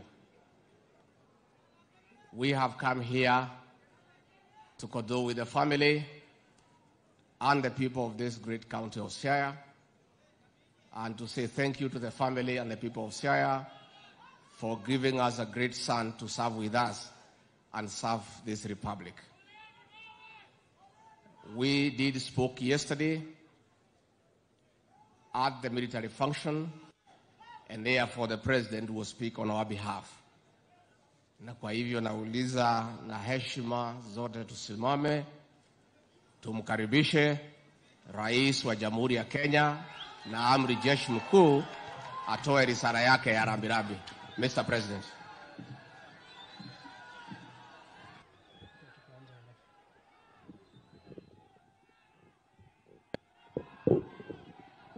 Asante sana. Tafadhali tunaweza keti chini. Asanteni.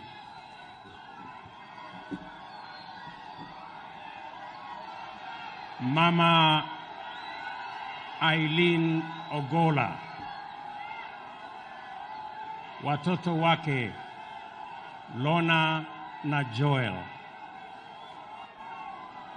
mjukuu wake Taji,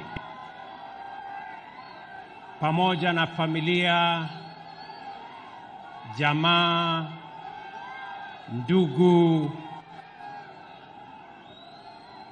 marafiki wa rafiki yetu Generali Ogolla,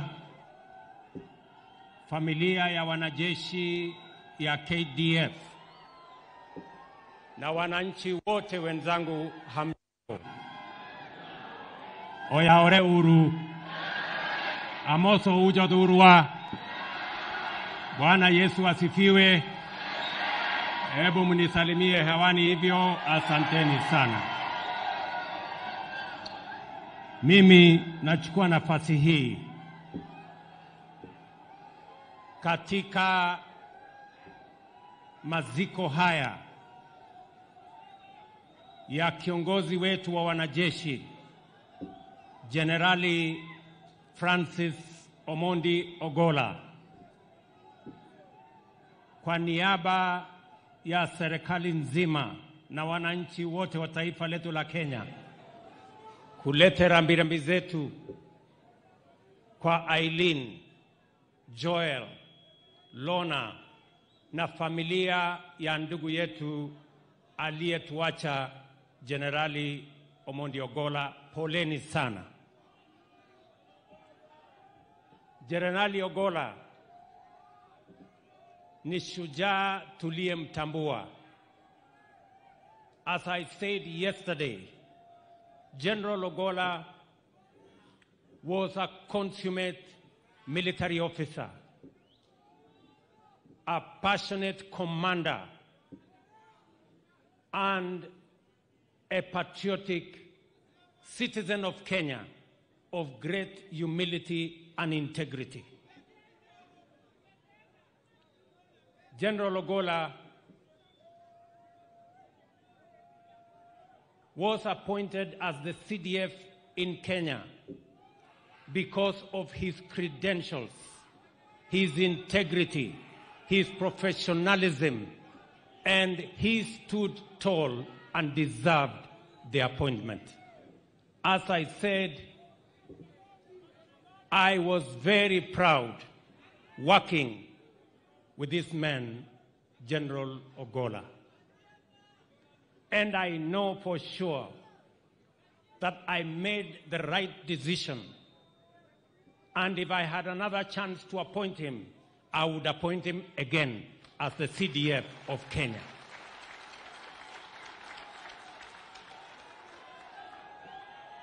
I am very confident, as I was then, that in the hands of General Ogolla, the security of Kenya was assured. He demonstrated in strategy, in word, and in deed that he loved this country, that he wanted the best for Kenya, and he stopped at nothing to make sure that Kenya was safe, and every soldier, wherever they were, inside the country and outside the country, was serving to their best of ability. And therefore, as we celebrate his life, many people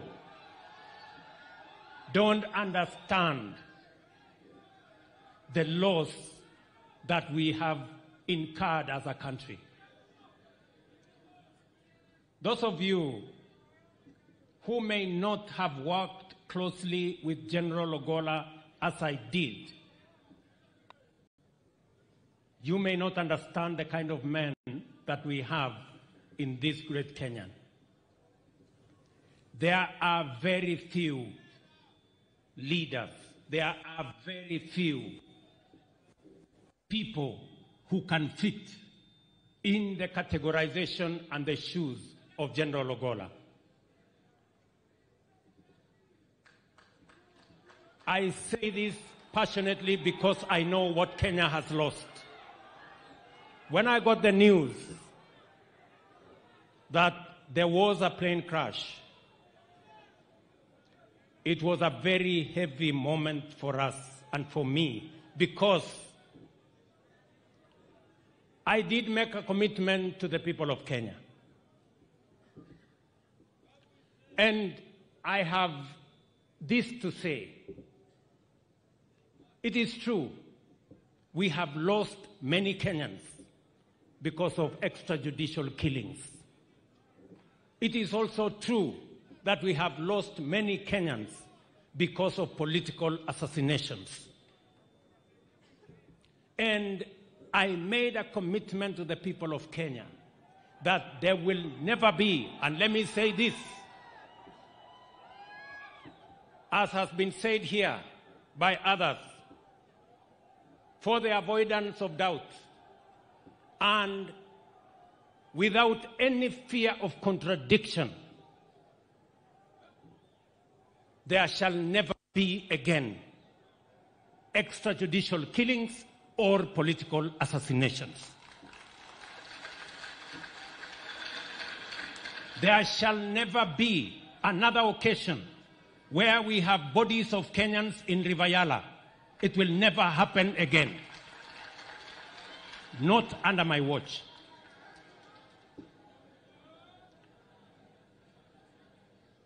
I have full confidence in KDF. They are our foremost professional entity in Kenya. They have demonstrated beyond any doubt their professionalism and integrity. And therefore, I have full confidence that General Omenda and the team he has appointed to make sure that all details are laid bare on the accident that took away the life of General Ogolla. I know the KDF are as concerned as I am, and indeed the family and every Kenyan, on the life of General Ogolla. And I want to assure the country that the KDF, our Kenya Air Force, have the requisite integrity and professionalism to make sure that there will be no shroud of doubt on what happened to General Ogolla. Let me also say, as a country, that for a very long time, ethnic bigotry, ethnic profiling, ethnic chauvinism has informed our politics and the events in our country.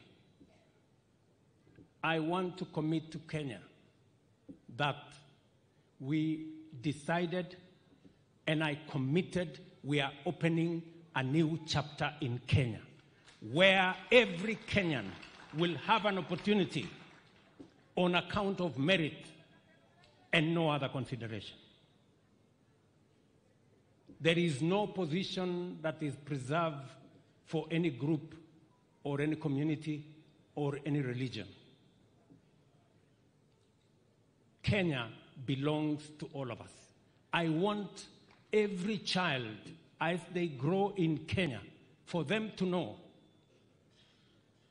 that merit is going to be the yardstick for the far they can go in their lives. That is the Kenya that we all want to belong to. And that is the Kenya that I believe in. And that is the Kenya that I will work hard to make sure that it becomes a reality. That is our country. And therefore, as this great Kenyan, as we lay him to rest, he is a great example of humility, a great example of integrity. You can see the influence he has had on his family. His family is a great inspiration to all of us. In fact, they have made all of us strong because they believed in God, and their father brought them up very well. Joel and Lorna, you are great examples of children.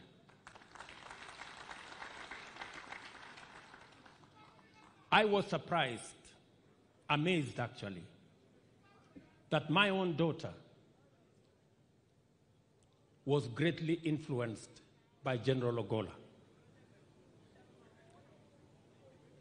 And yesterday, my daughter called me. Charlene, she's here. And she told me I must go to the funeral of General Ogolla. And I want to speak. I told her, Charlene, first, there is no way you are going, and there is no way you are going to speak anywhere.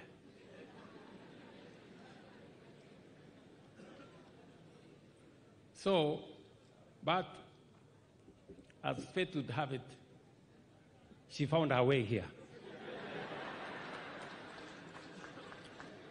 And before I could notice, she was on the microphone.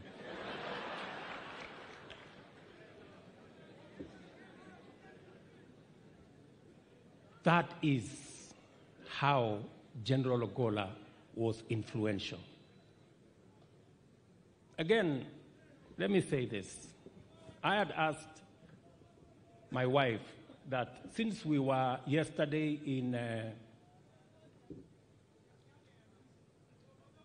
Langata, maybe today she can do something else, because she too insisted that I must be at the funeral of General Ogolla to stand by Eileen, because they were a great people to our nation. That is the kind of influence General Ogolla had on people, not necessarily people they worked with every day, but people who knew what he did for our country. Many people may say many things because they don't understand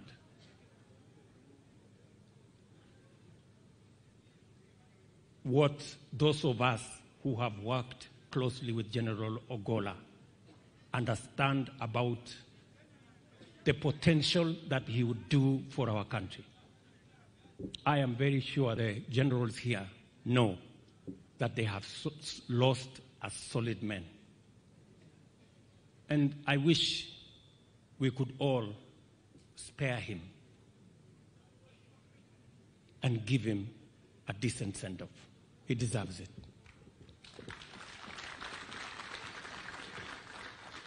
So, to the family, Mama, as I have told you, to Joel and Lorna, as I told you, all of us, the government of Kenya is going to stand by this gallant general of Kenya. We are going to stand by you as a family, and we are going to ensure that the plan General Ogolla had for the KDF will be implemented, and the great influence he had on our country will continue. I want to thank all the leaders who have come, and all of you have come to honor this great son of our country. To give assurance again to all our children that we are opening a new leaf and a new chapter where every child in Kenya is equal. Thank you very much. God bless you. Rest in peace, General Francis Omondi Ogolla. Asanteni sana.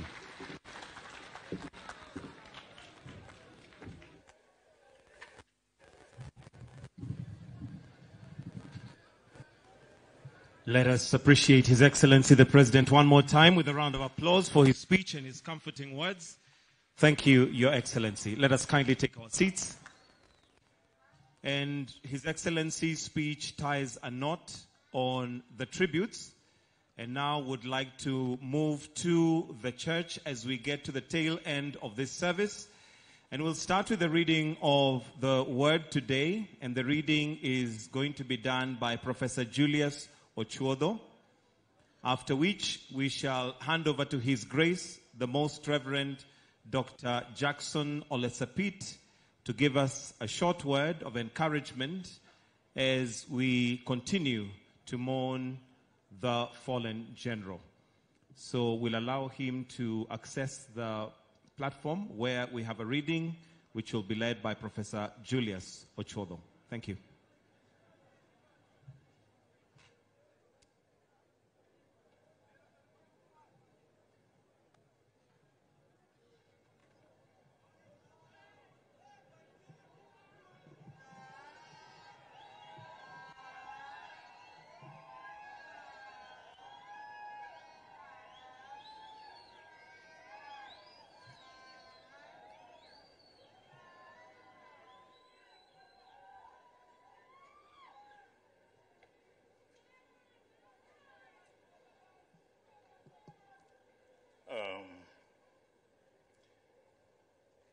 His Excellency the President, and the leaders herein,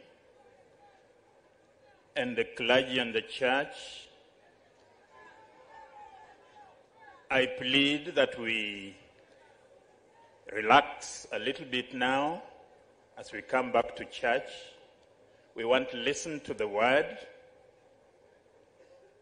the eternal food that we have. I'm going to read the word, and it is from 1 Timothy chapter 2.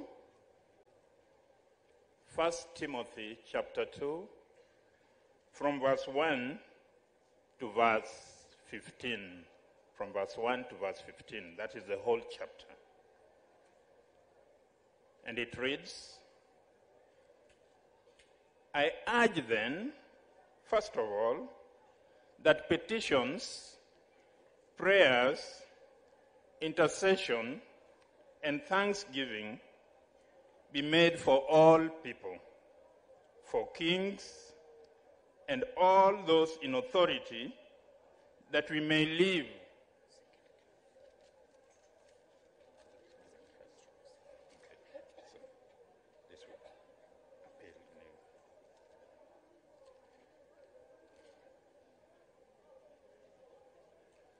Sorry, I was given the wrong part to read. It is 2 Timothy chapter 2. 2 Timothy chapter 2 from verse 1 to verse 15. Sorry again. And it reads, You then, my son, be strong in the grace that is in Christ Jesus. And the things you have heard me say in the presence of many witnesses, and trust to reliable people who will also be qualified to teach others. Join with me in suffering like a good soldier of Christ Jesus. No one serving as a soldier gets entangled in civilian affairs, but rather tries to please his commanding officer. Similarly, anyone who competes as an athlete does not receive the victor's crown except by competing according to the rules. The hardworking farmer should be the first to receive a share of the crops. Reflect on what I'm saying, for the Lord will give you insight into all this. Remember, Jesus Christ, raised from the dead, descended from David. This is my gospel, for which I am suffering, even to the point of being chained like a criminal. But God's word is not chained. Therefore, I endure everything for the sake of the elect, that they too may obtain the salvation that is in Christ Jesus with eternal glory. Verse 11. Here is a trustworthy saying. If we died with him, we will also live with him. If we endure, we will also reign with him. If we disown him, he will also disown us. If we are faithless, he remains faithful, for he cannot disown himself. Verse 14. Keep reminding God's people of these things. Warn them before God against quarreling about words.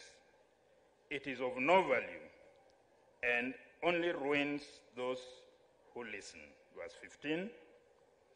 Do your best to present yourself to God as one approved, a worker who does not need to be ashamed and who correctly handles the word of the truth. That is the word of God.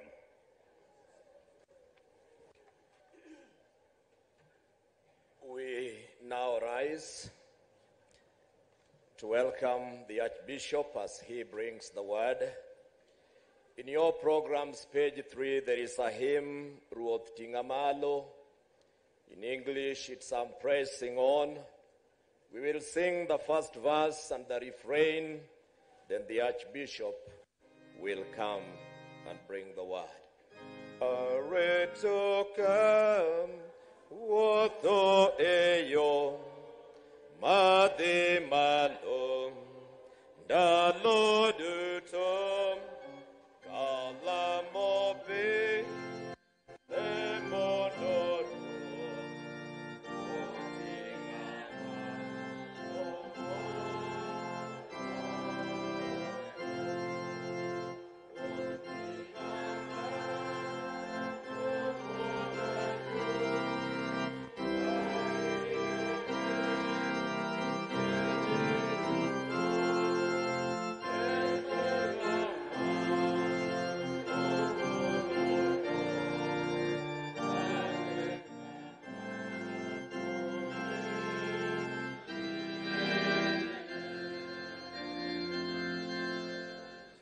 As we stand, let us pray together. Heavenly Father, we thank you so much for this day. You gathered us here as we pay the last respect to our departed brother, as you called him home to mourn but also to celebrate his life. Lord, it is now time that you condole us with your word, the word of life, that gives us hope more than all else. So, Lord, speak to our minds and our hearts, your word, that we may be refreshed. This we ask in Jesus' name. Amen. Please let us be seated.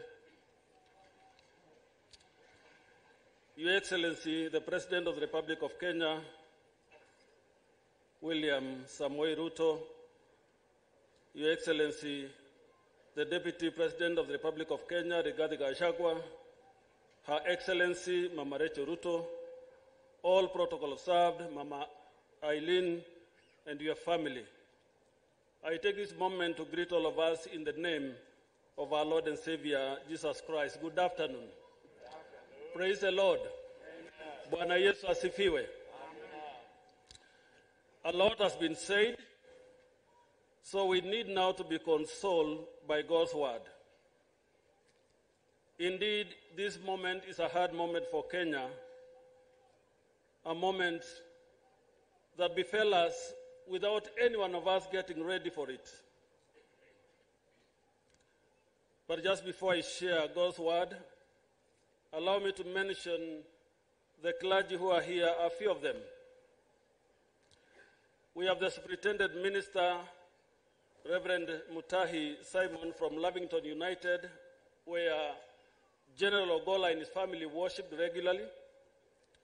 We also have Reverend Joyce from the same church, and we have the Reverend Amos Ololdabash, Kenya Forestry Service Chaplain. We have Archbishop Emeritus Habakkuk Abogno. We also have Bishop Bernard Lesagi. We have many of our military chaplains led by the principal chaplain, Alfayo Lilei. We have two other Anglican bishops, the Bishop of the Diocese of Maseno West, who is our host bishop, the Right Reverend John Mark Haung, and we have our neighboring Diocese of Bondo, the Right Reverend Professor David Kodia with us. Again, Mama Eileen, on behalf of the Anglican Church of Kenya and my family, and the fraternity of the Christian family, where you belong, I bring greetings, but also condolences for what happened to you as a family and to us as a nation. For me personally, General Ogolla, we became friends when I met him in Nanyuki Air Base, when I became the Archbishop of the Anglican Church, and also Bishop in Ordinary to the Kenyan Defense Forces, and I tried to visit all our barracks, and we became friends. In the hard moment that has been mentioned, after the 2022 election, Mama Eileen and General Ogolla came to me in church, and they asked for prayers, and only one asked, if you ever meet the President of the Republic, ask him to allow me to give me an ear. And that's all. I don't fear what is going to happen to me, but I only need to be listened by him. I said, because I may not access as quickly as a matter needs, let us go to the one who answers every prayer we make, because you are a believer and I am a believer. So we prayed, the three of us. And I left it at that. Before I ever met the president, he was announced the chief of the the Kenya Defense Forces. What an answered prayer. We celebrated.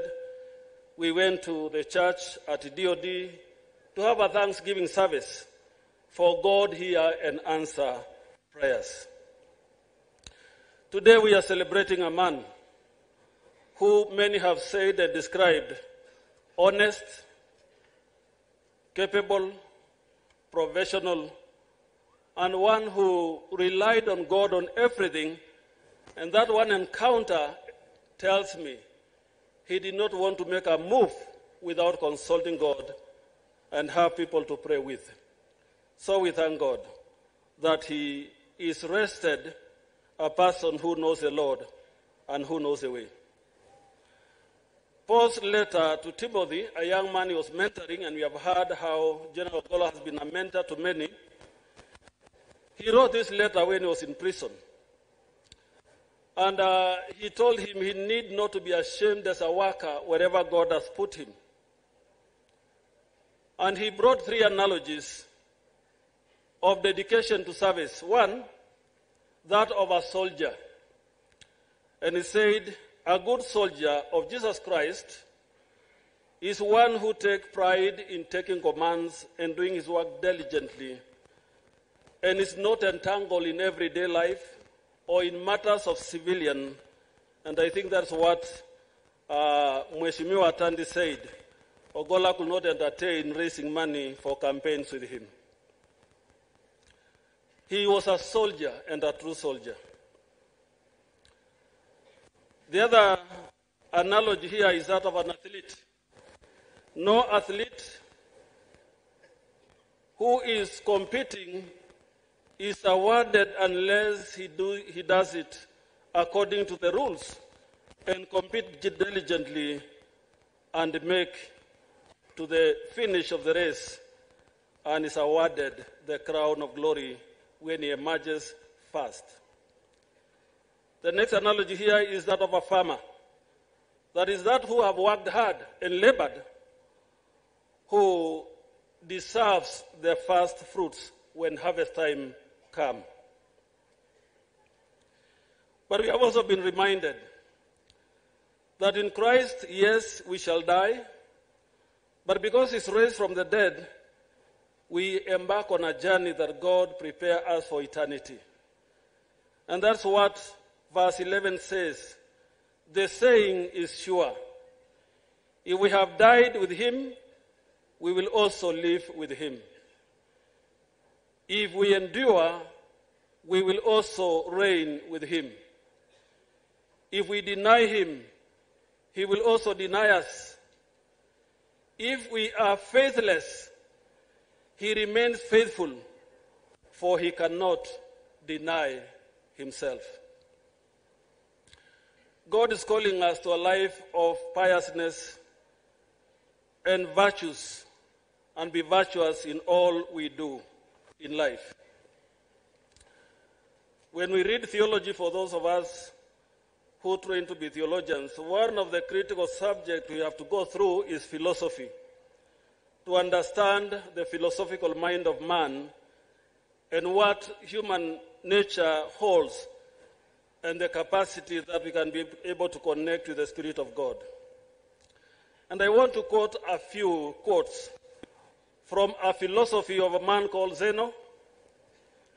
He developed a philosophy called Stoicism because he lived in Athens, a small place called Stoa. Him was a virtuous teacher.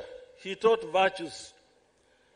And some of the quotes I'm going to read describe the virtues General Ogolla had as Paul was asking Timothy to have, so that he may never be ashamed as a worker who serves his God. Zeno says, the happiness of your life depends upon the quality of your thoughts. And the quality of our thoughts as Christians are sharpened by the understanding of the Word of God when we read it thoroughly and carefully in faith. That is what the family has been telling us about General Ogolla, his passion to read the Bible, so that his true happiness and joy will be found at the quality of his thoughts, which are governed by the Word of God, which inspires and gives us wisdom.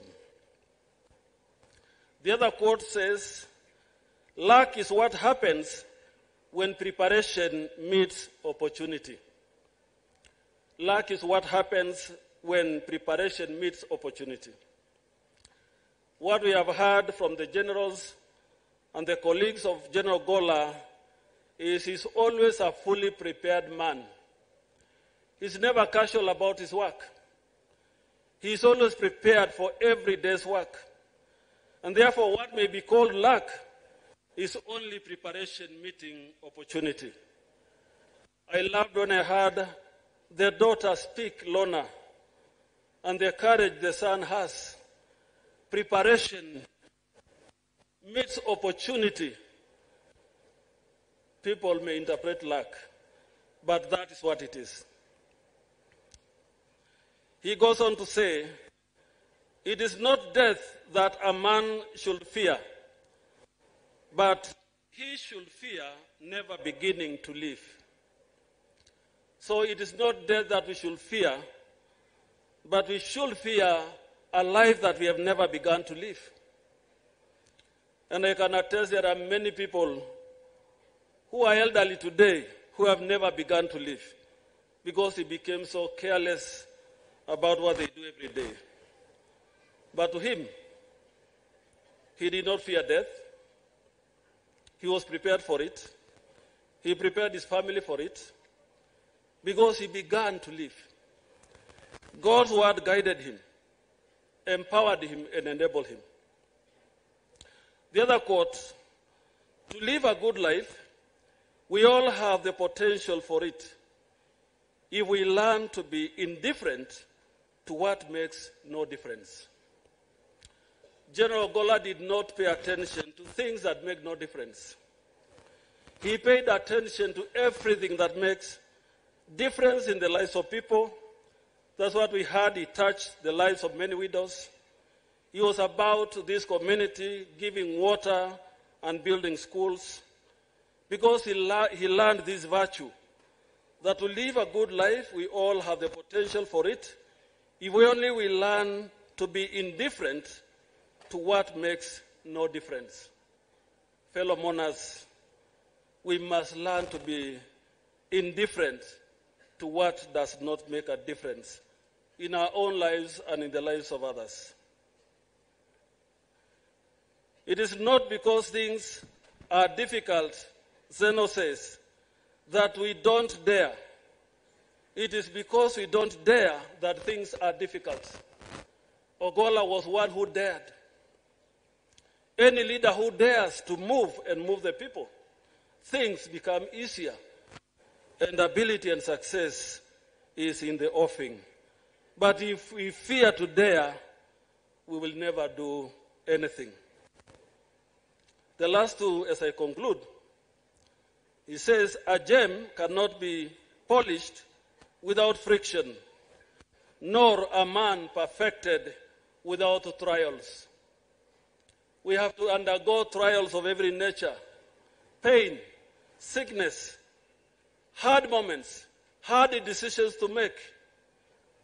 for us to be polished, like there is no gem that can be polished without friction, nor a man perfected without trials. The very last one.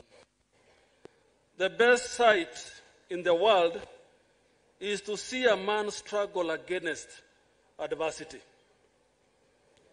This describes our gallant soldiers. They are always struggling against any adversity that gives us threat.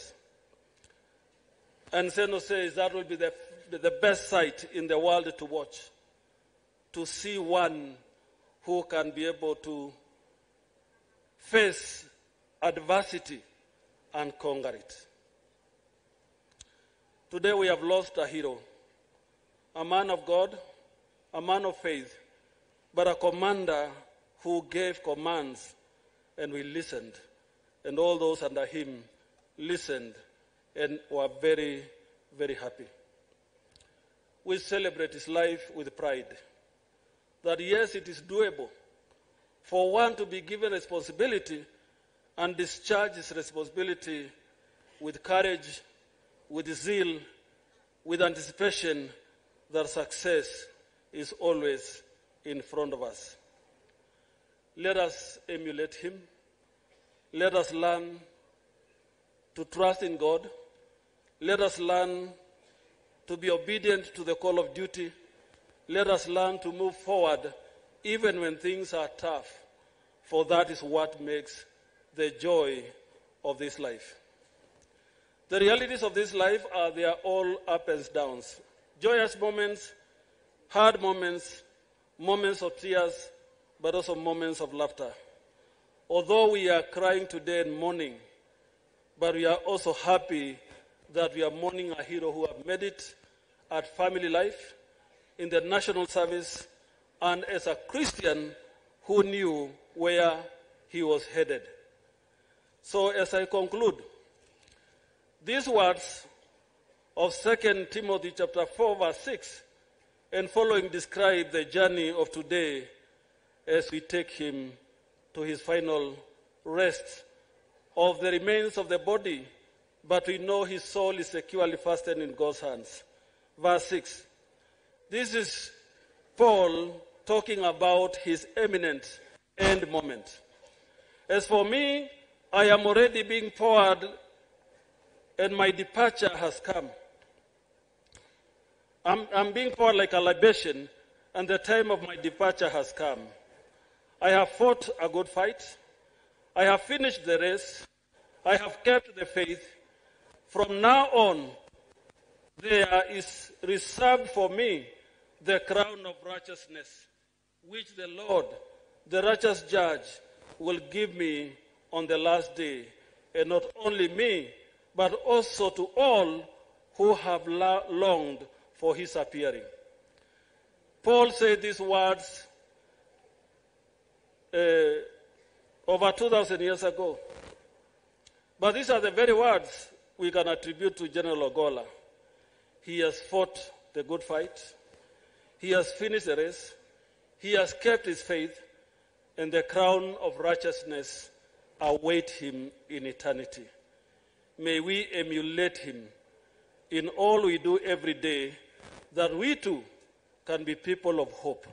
In the name of God the Father, and of the Son, and of the Holy Spirit. Amen. We will now invite the family to step forward so that we do the prayers of the family. And I will also conclude with the prayers of journey mercies to all of us so that we may move to the next step of these days, a celebration of General Ogolla's life. So to the families we pray, just step a little bit forward. Professor Kodia will pray for the family, and I will come to pray for journey mercies.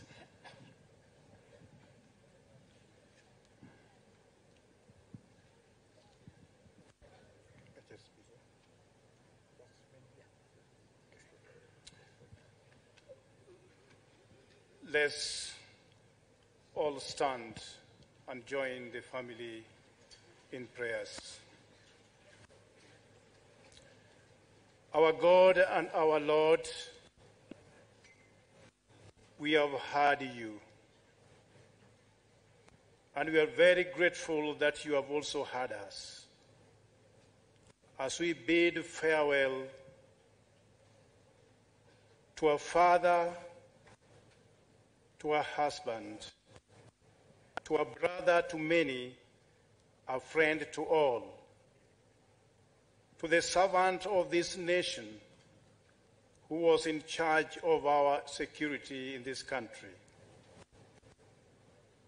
You have heard our cries that may his good deeds not die, not fade away, but would be emulated by others as well. As we commit the family before you, Lord, we want you to touch them, to surround them with the rings of fire that will protect them from anxiety, from evil thoughts, so that as they remember their loved ones, O Lord, it will not be in vain, but will be a remembrance that will live from their hearts to the rest of the nation, who had also felt the good deeds that he had done to this country. You have heard their pains, but it's our prayer that you will replenish their pains with their joy. As we shed tears of sorrow, grant us the favor of comfort. Even as we pray for our armed forces, because I know most of them are also touched by the loss, especially His Excellency the President, who has made it clear that he was the best he could find around. Father, you are the one who brings leaders at a time like this. Even in his exercise of duty, we pray that God, you will touch the one that will bring our armed forces into unity and discipline for the good of our nation. As we pray for the family of the departed brother, we cannot forget about his father, who could not be with you here to share this moment of grief. Father, extend your hands of mercy upon him, even as he celebrates his 100 years in pain. Touch him with love and sense of hope. As we commit each and every one of us here present into an able care, touch us once more. Touch us once more, Lord. For in Jesus Christ we pray and believe. I just want to announce, particularly to the family, that the wish that General Ogolla had that we open and consecrate the church he helped build today, we have done it in the morning. The church is consecrated, and we have fulfilled his wish as he has asked us to do. Let us commit all our journeys in God's hands. We praise you, Lord, for this moment and this day. We have come from far and wide to join the family at this moment that we are giving the last respect to our departed brother, a father, a son, a husband, and a friend to all of us.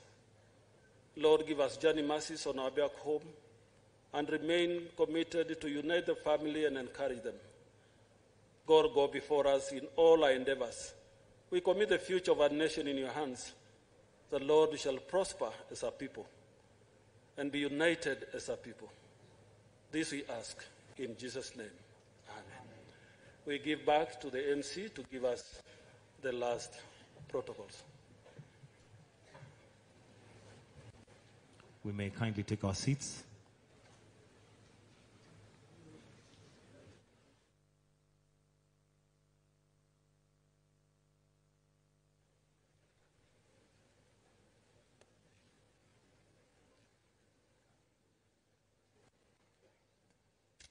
With your permission, Your Excellency, at this point, allow me to invite Major General Otieno, who will give us a very brief vote of thanks before I direct on the exit protocols, because from here we'll be heading to the gravesite. And as a request from the family, we have very, very limited space by the graveside. So kindly, if you have not been briefed to proceed to the graveside, it is the desire of the family that we respect that and remain. I'm speaking as I wait for Major General Otieno to proceed, so that we'll reduce on time. So if you're not briefed to come to the gravesite, kindly, we request that you follow the proceedings from the screens provided here. Welcome, sir, to give us the vote of thanks.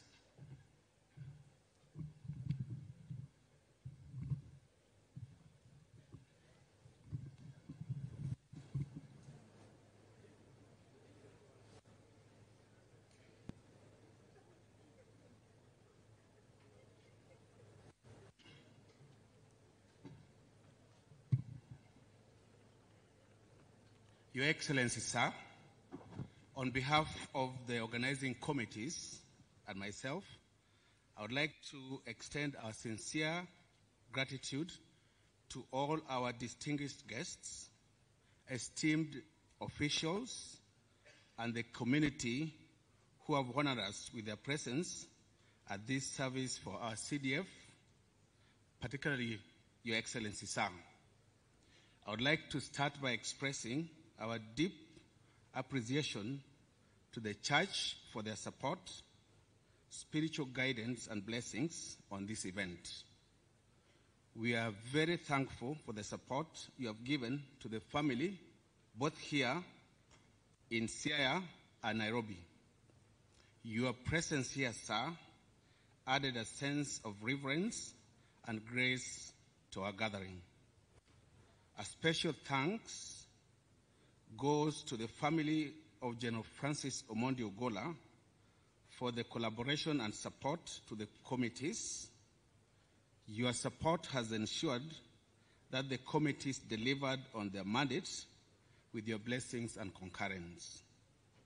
We also extend our gratitude to the Office of the President, the team at State House, for their leadership and support in making this event a success. To the following: the Kenya Defense Forces, retired CDFs and retired generals and military officers, religious and county admin teams, the Kenya Shipyards Limited, service providers both in Nairobi and Siaya, the National Police Service, the Office of the Governor of Siaya, the Office of the Area MP of Alego Usonga. We want to thank you very much for your unwavering support. To the planning team and the family, your collaboration and efforts have been instrumental in ensuring a peaceful and successful service. We also want to recognize the community and the local leaders for their openness and the partnership in ensuring we gave our gallant son a befitting send-off. Your warmth and welcoming outlook made our visitors comfortable. Wadukunuero kamano. And special thanks goes to Senator Barack Obama Primary School, where we are, and the secondary school for ably hosting us. In conclusion, sir, I would like to express my sincere gratitude once again to all of you who have contributed to make this service a success. Your presence and support have made this event truly successful. I urge all to continue working and supporting the family. God bless you all. Thank you.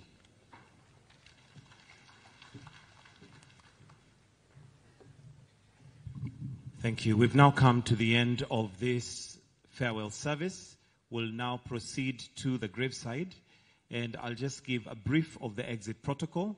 We'll start with the pallbearers coming in and wheeling out the late general, followed by the clergy, the family, His Excellency the President, the generals who are going to be part of what's happening by the graveside, and those who have been briefed to proceed, which includes immediate family. So kindly, just a reminder, we have very limited space, so let's honor that request. Again, the exit is the pallbearers as they wheel out the late general, will be followed by the clergy, the immediate family, His Excellency the President and the executive, followed by the generals. Thank you. Let's be upstanding, please.